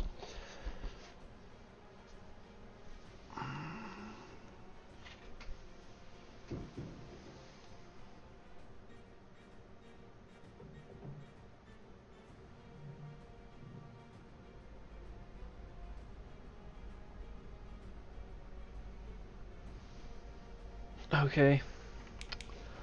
Alright. Whose turn is it? Oh, yes, it's the antelope's turn. Again.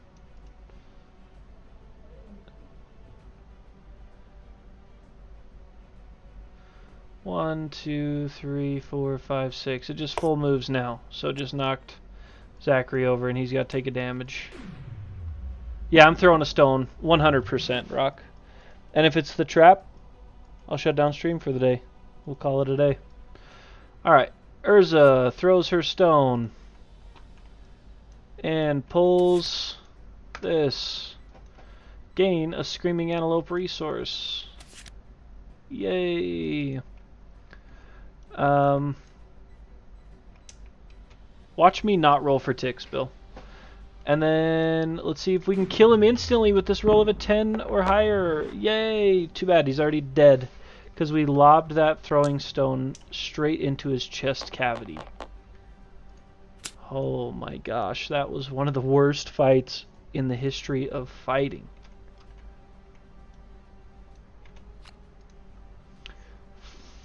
Wow. First time Screaming Antelope is defeated, gain the Stone Circle. Sure. Stone Circle. And then...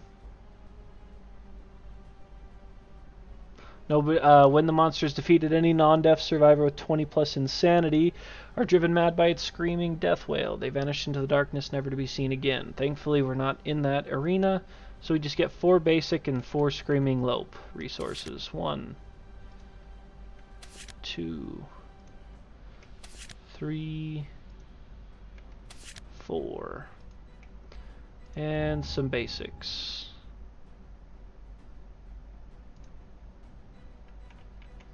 Give him a little souffle. 1, 2, 3. Braden did draw a disorder. He's got brain damage from that. 2. Can we get some hide? We wanted a leather set here. Holy crap! I guess we're getting some monster grease. Alright, perfect. So, complete the showdown. Amaras achieves age 1. So let's take care of that real quick. Age 1 for Amaras, who is now a bowman.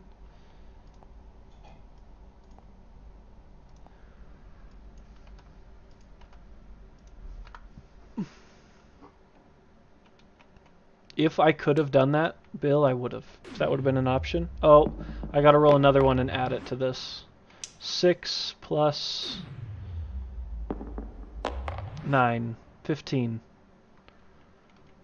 15 on here is a random fighting art.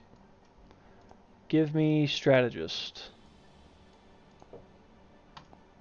Berserker. Once per showdown, you may spend an activation to suffer bash and the frenzy brain trauma. No. Alright, timeline. Oh boy. Well, we gotta do a settlement event first. How many shuffles? I mean, I don't know if it matters how many shuffles. I'm guessing that no matter what, based on that hunt, I'm guessing no matter what here, we're pulling plague. Not even murder. My guess is straight to plague with a backup of cracks in the ground. 1, 2, 3, 4.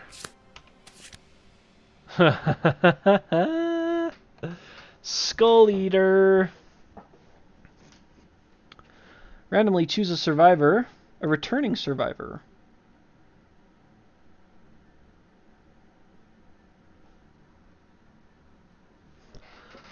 Okay, so we have to randomly choose a... So we gotta find their cards here.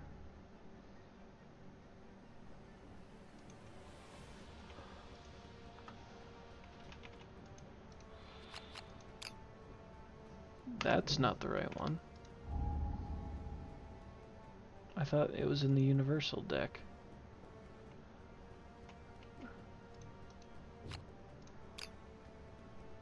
Yeah, they're there. 1, 2, 3, 4.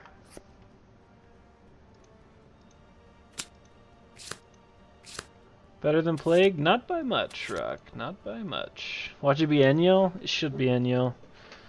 Alright, we'll give this the triple shuffle. And it is number 2, Enyo. Okay. It is Enyo. Randomly choose, give them 3 insanity. The survivor consumes the skull of a deceased survivor. They awaken a hunger that cannot be stopped and roll on the table below. They gain the following impairment: marrow hunger. Oh, nice. They're one of our purified survivors, too. That's cool. I heard they're pretty much useless. Unbelievable. And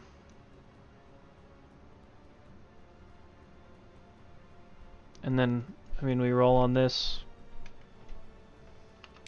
So, delicious skulls. Shouldn't have eaten all those ticks or been eaten by all those ticks. It was almost a 10. It was almost a 10. Instead, it's a 4. The Skull Eater's activities go unnoticed. They gain a permanent strength and a courage.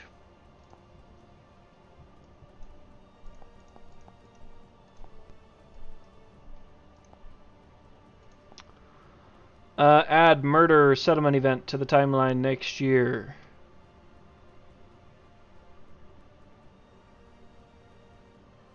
Do we want a lifetime reroll that? 1 through 2 is fine.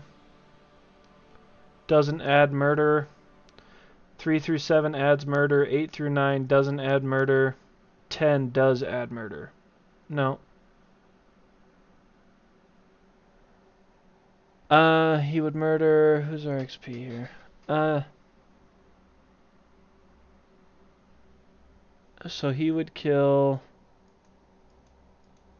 Zachary, who's also a partner.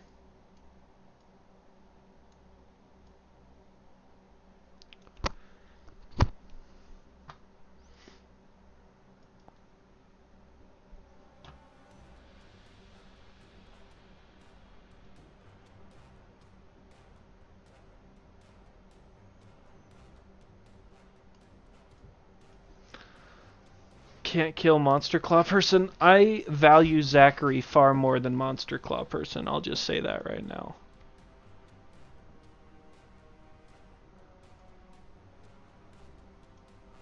Yeah, he's Sun Eater, he's Quixotic, he's Purified, he's a partner. Okay, well I'm spending Enyo's reroll on it then. Because Enyo's kind of becoming a pain in my butt. No, we won't spend Enyo's reroll on it. We'll spend a nobody's.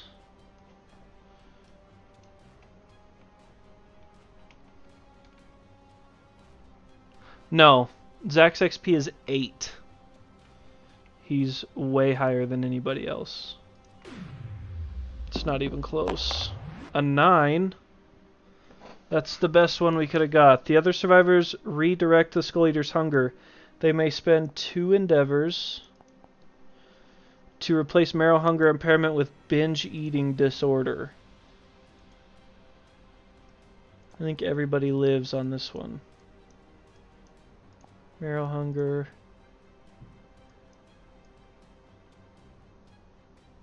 Oh, it's binge eating disorder. Binge eating.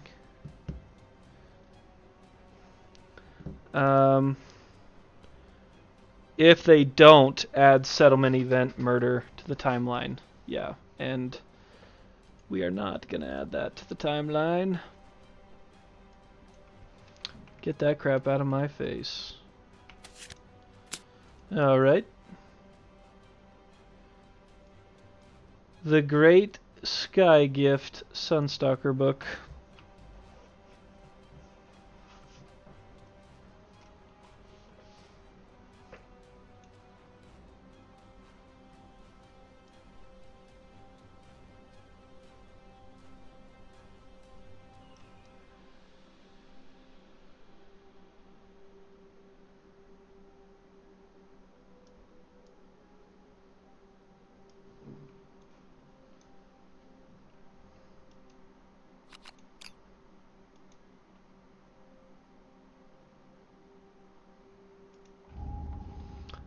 Great Sky Gift. Let me change our music again.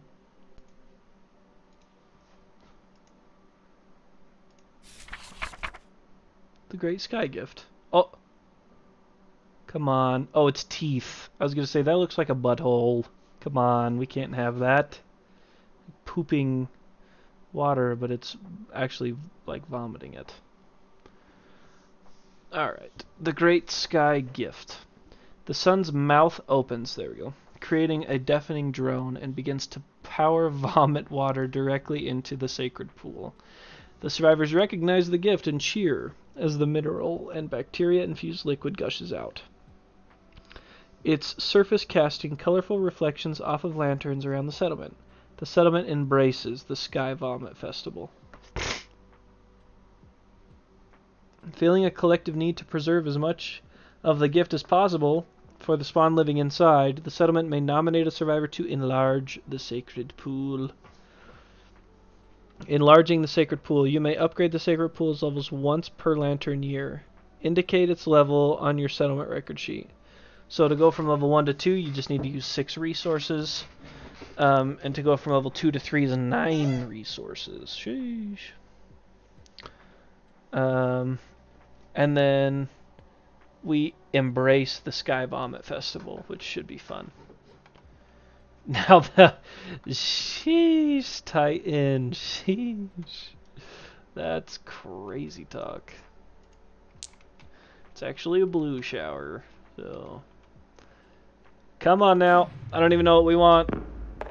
Not that, though, I'm sure. I'm sure that's poopy, stinky, and lame, because it's the freaking bottom one. The festivities escalate to a dangerous level as survivors begin taking... Sadly, some get trapped at the bottom of the pool and drown. Yeah, no. We will lifetime reroll that. Wow, we've used a lot. Leanne, thanks for your lifetime reroll.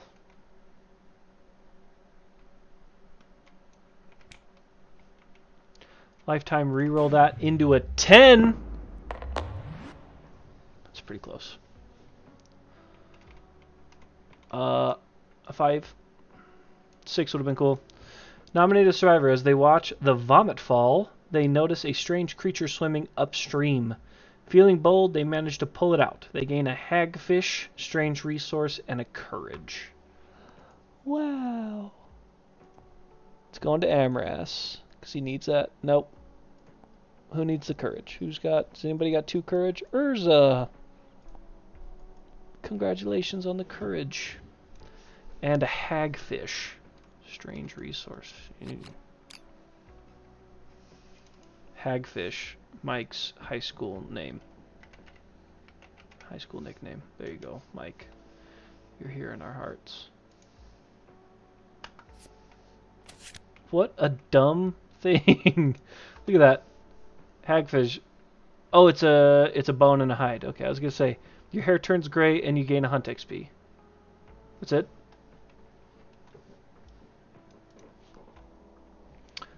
Courage. So bold. Bold. How bold are you? During the settlement phase, matchmaker. Congratulations. And then let's roll. Hiya! 4. That might actually get us another endeavor. 4 through 7. Gain an endeavor this settlement phase. Whee! So now we can do both if we wanted. We could do the thing in the pool and innovate. Wow. Good work, everybody. I want that sunrising bow, I think. Wait, wait. 1 phoenix whisker. What? Phoenix isn't even in this campaign. Oh my gosh. Okay, we'll innovate first. 1, 2, 3.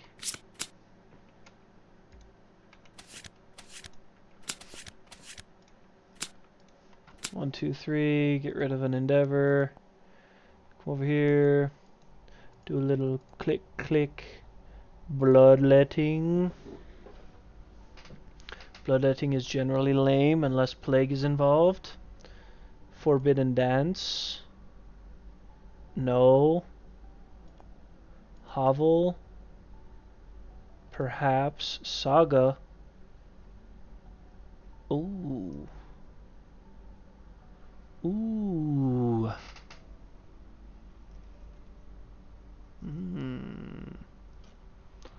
Saga.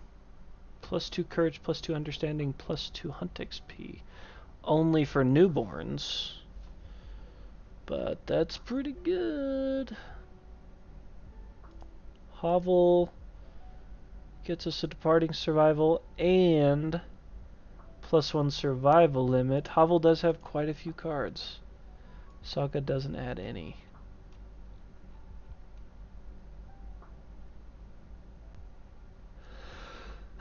What do you guys think, Rock and Titan?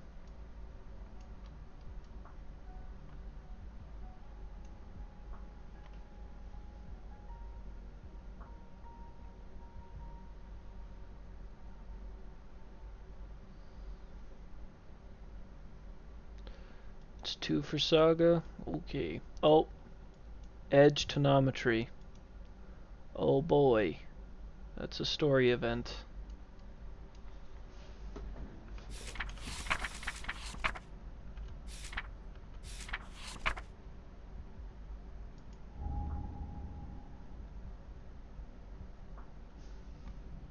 Edged Tonometry. In a dim silence. Whoa, YouTube.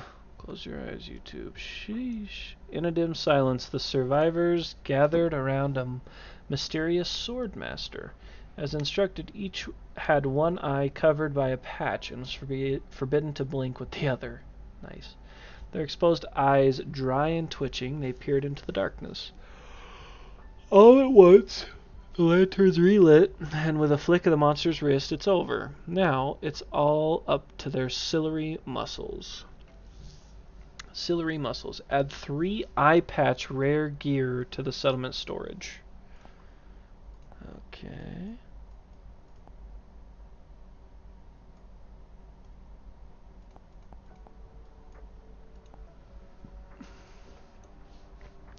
And roll 1d10. Hiya! Ooh. Niner. Oh. Shoot. 9. Nominate a survivors. Interesting. The ciliary muscles of their exposed eye contract mightily, momentarily changing the shape of their eyeball and bending the lens past its natural point. While in this unique state, they see light itself being cut. As fluid runs down their face from a hairline slice across their eye, they understand. Set their weapon type to katana and their weapon proficiency to level 1. We don't even have the ability to make a katana anymore. We don't even have the rainbow katana from the time chicken.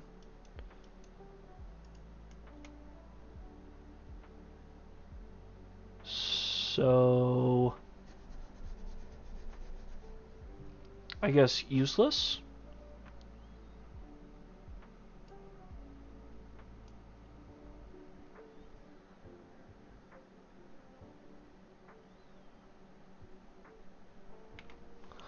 Okay. Rando, it's your lucky day, Sir Julian. Katana.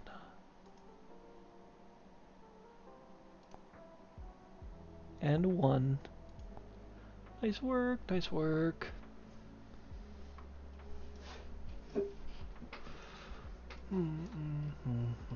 No regrets, Titan, no regrets. That chicken can go die with the Kingsman. For real. Saga. Yeah.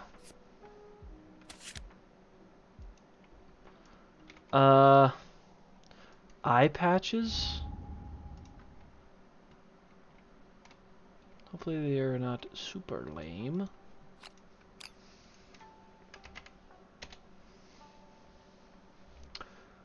Ah, eye patches, right there. Oh. Is there only one?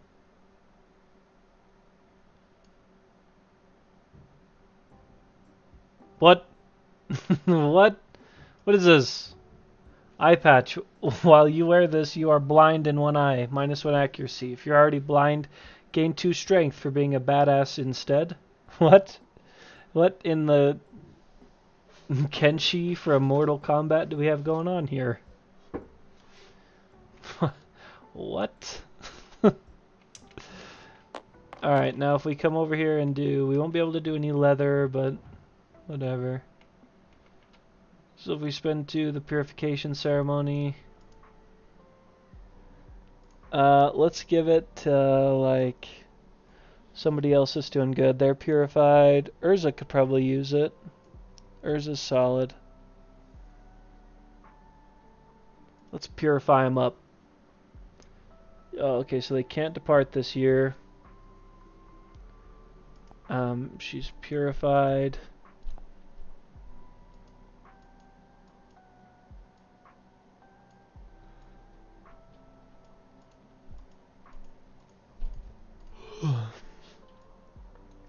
Purified.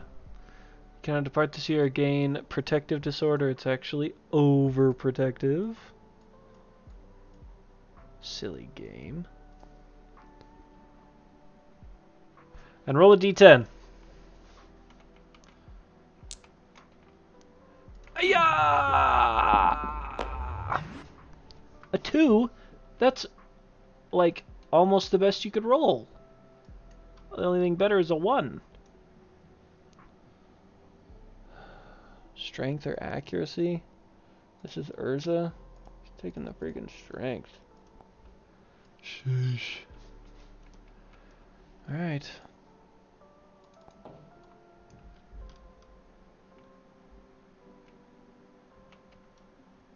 You think we should take the accuracy?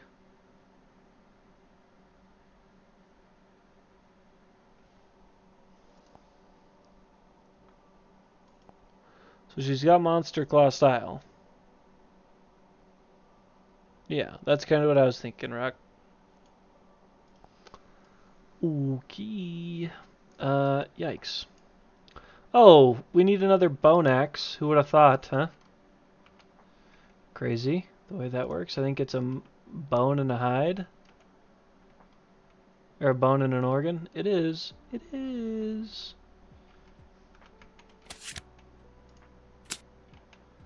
Give me that axe back. Right now.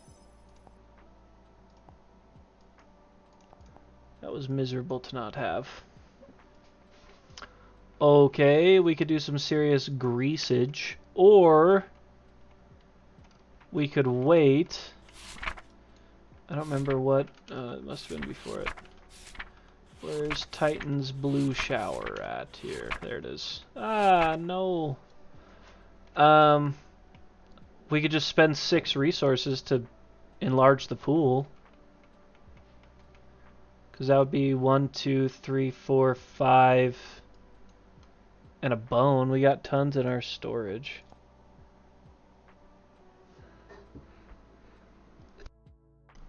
Sheesh. Yeah, I mean, we could get rid of a monster bone. 1, 2, 3, 4, 5. 1 more. Oh gosh. Give me that. It could just come out of here. A love juice. 6. And then enlarge the pool. You lead the settlement to extend the pool, lovingly creating new icons and symbols of adoration. While working, you have an idea. Gain a random fighting art.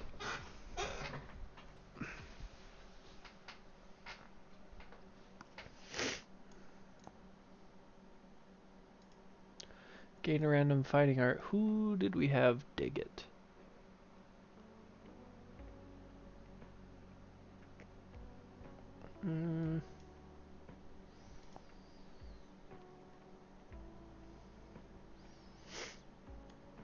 Amaras dug it. Oh, no. Monster Claw style on our bowman? Great. We definitely did have the resources. I'm not sure if we do now.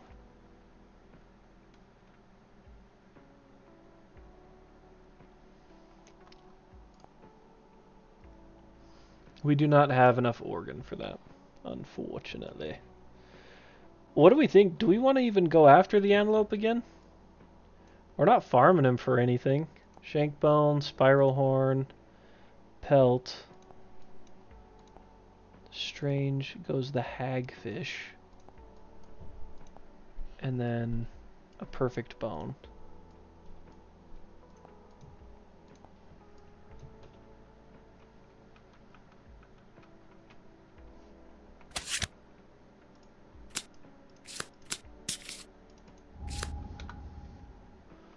Huh.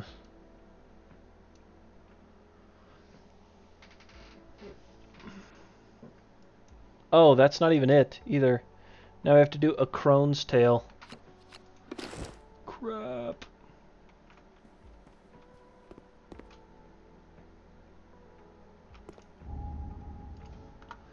There he is.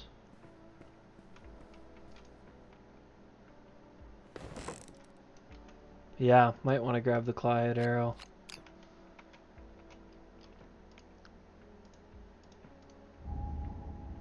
A crone's tail. Oh my gosh, this whole thing. One day, the survivors gathered around an old crone that decided to share a secret. In her foolish youth, she had played inside a foul-smelling carved ball. Before she knew what had happened, the ball rolled away with her trapped inside. She tumbled in its stomach-churning darkness for what seemed like days. The ball rolled to a sudden halt. She crawled out into a hushed glade. Strange plants twisted up between her grasping fingers and bloomed in lurid colors. It came soundlessly from the trees. Thorny, flowering vines burst from the ground where it tread, and the glade was aglow from its strange light. Although she swore never to reveal her meeting with the strange knight, in her dotage she could not resist the temptation to visit the glade again. The survivors followed her into the dark. Along the way, she told them of the glade's seductive beauty and the wondrous creature that guarded them. Finally, they reached the gleaming gate that set the keen survivors' teeth on edge. At once, repulsing and pulling at something deep in the pits of their stomachs. The crone stood before it, determined. Her old skin sagged further, and her eyes filled with pain as the gate swung open. Painfully, the crone led them through the shifting forest to the glade. There, on its downy grasses, she lay down. The survivors gathered worriedly around her. With her final breath, a ghostly glowing flower burst from her papery lips, its delicate bloom fragrant with untold power. Nominate a survivor in the settlement.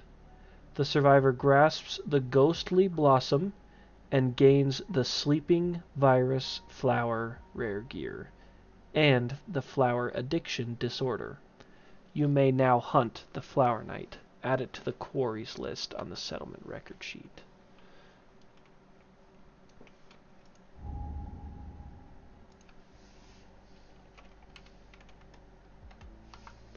Excellent. And we get a sleeping virus flower. Whee!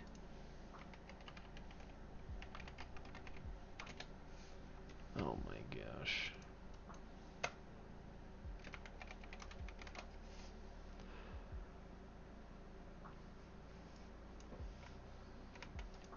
Sleeping virus flower. Yeah, I was thinking the same thing actually, Bill, because that'll actually give him. Yeah, he'll be kind of crazy.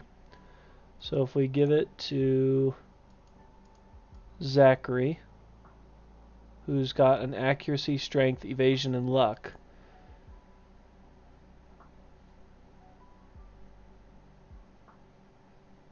The Luck Fister? Okay. Who do we have for that? They're both at 1. They both suck. But Enyo, oh my gosh, Enyo's the better of the two? That's so depressing. Wow. Alright. To Enyo it goes.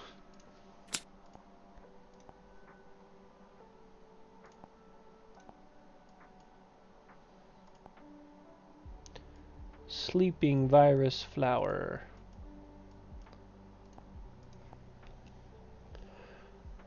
Can we all just together disapprove of the fact that it's going to Enyo? I think that'd make me feel better. He doesn't deserve it. A luck. Congratulations.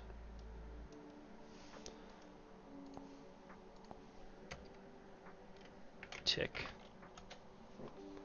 Gross. Alright. We did it. My friends, we did it. Here we are at the end of all things, Mr. Frodo. With a mentally exhausting round of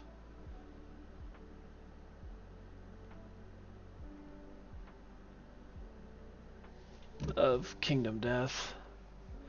Who has Monster Claw? It should go to Monster Claw style person. Oh, you're right. Oh yeah, that's not Tick. Then that's Urza. I think that's, yeah, you're probably right there. Let's do that. Yeah, she can't go out this next year, but it'll be good that she has it moving forward. Yeah. You're right. Tell your sister you were right. Who's got the quote on that one? Who's got the movie? Okay. I'm not gonna lie. I think that's all I want to do this year because my head hurts a lot after that. We have to have heat for a monster tooth necklace. Yep. It's Darth Vader's dying words to Luke. Tell your sister you were right. Yes, Rock. Big dog, attaboy. Alright, my friends. We did it. That was a long one. I'm not gonna lie, that one felt like we got whooped on. But we lived, and we didn't get murder for next time, so I count it as a dub. You guys have a great week, and I'll catch you next time.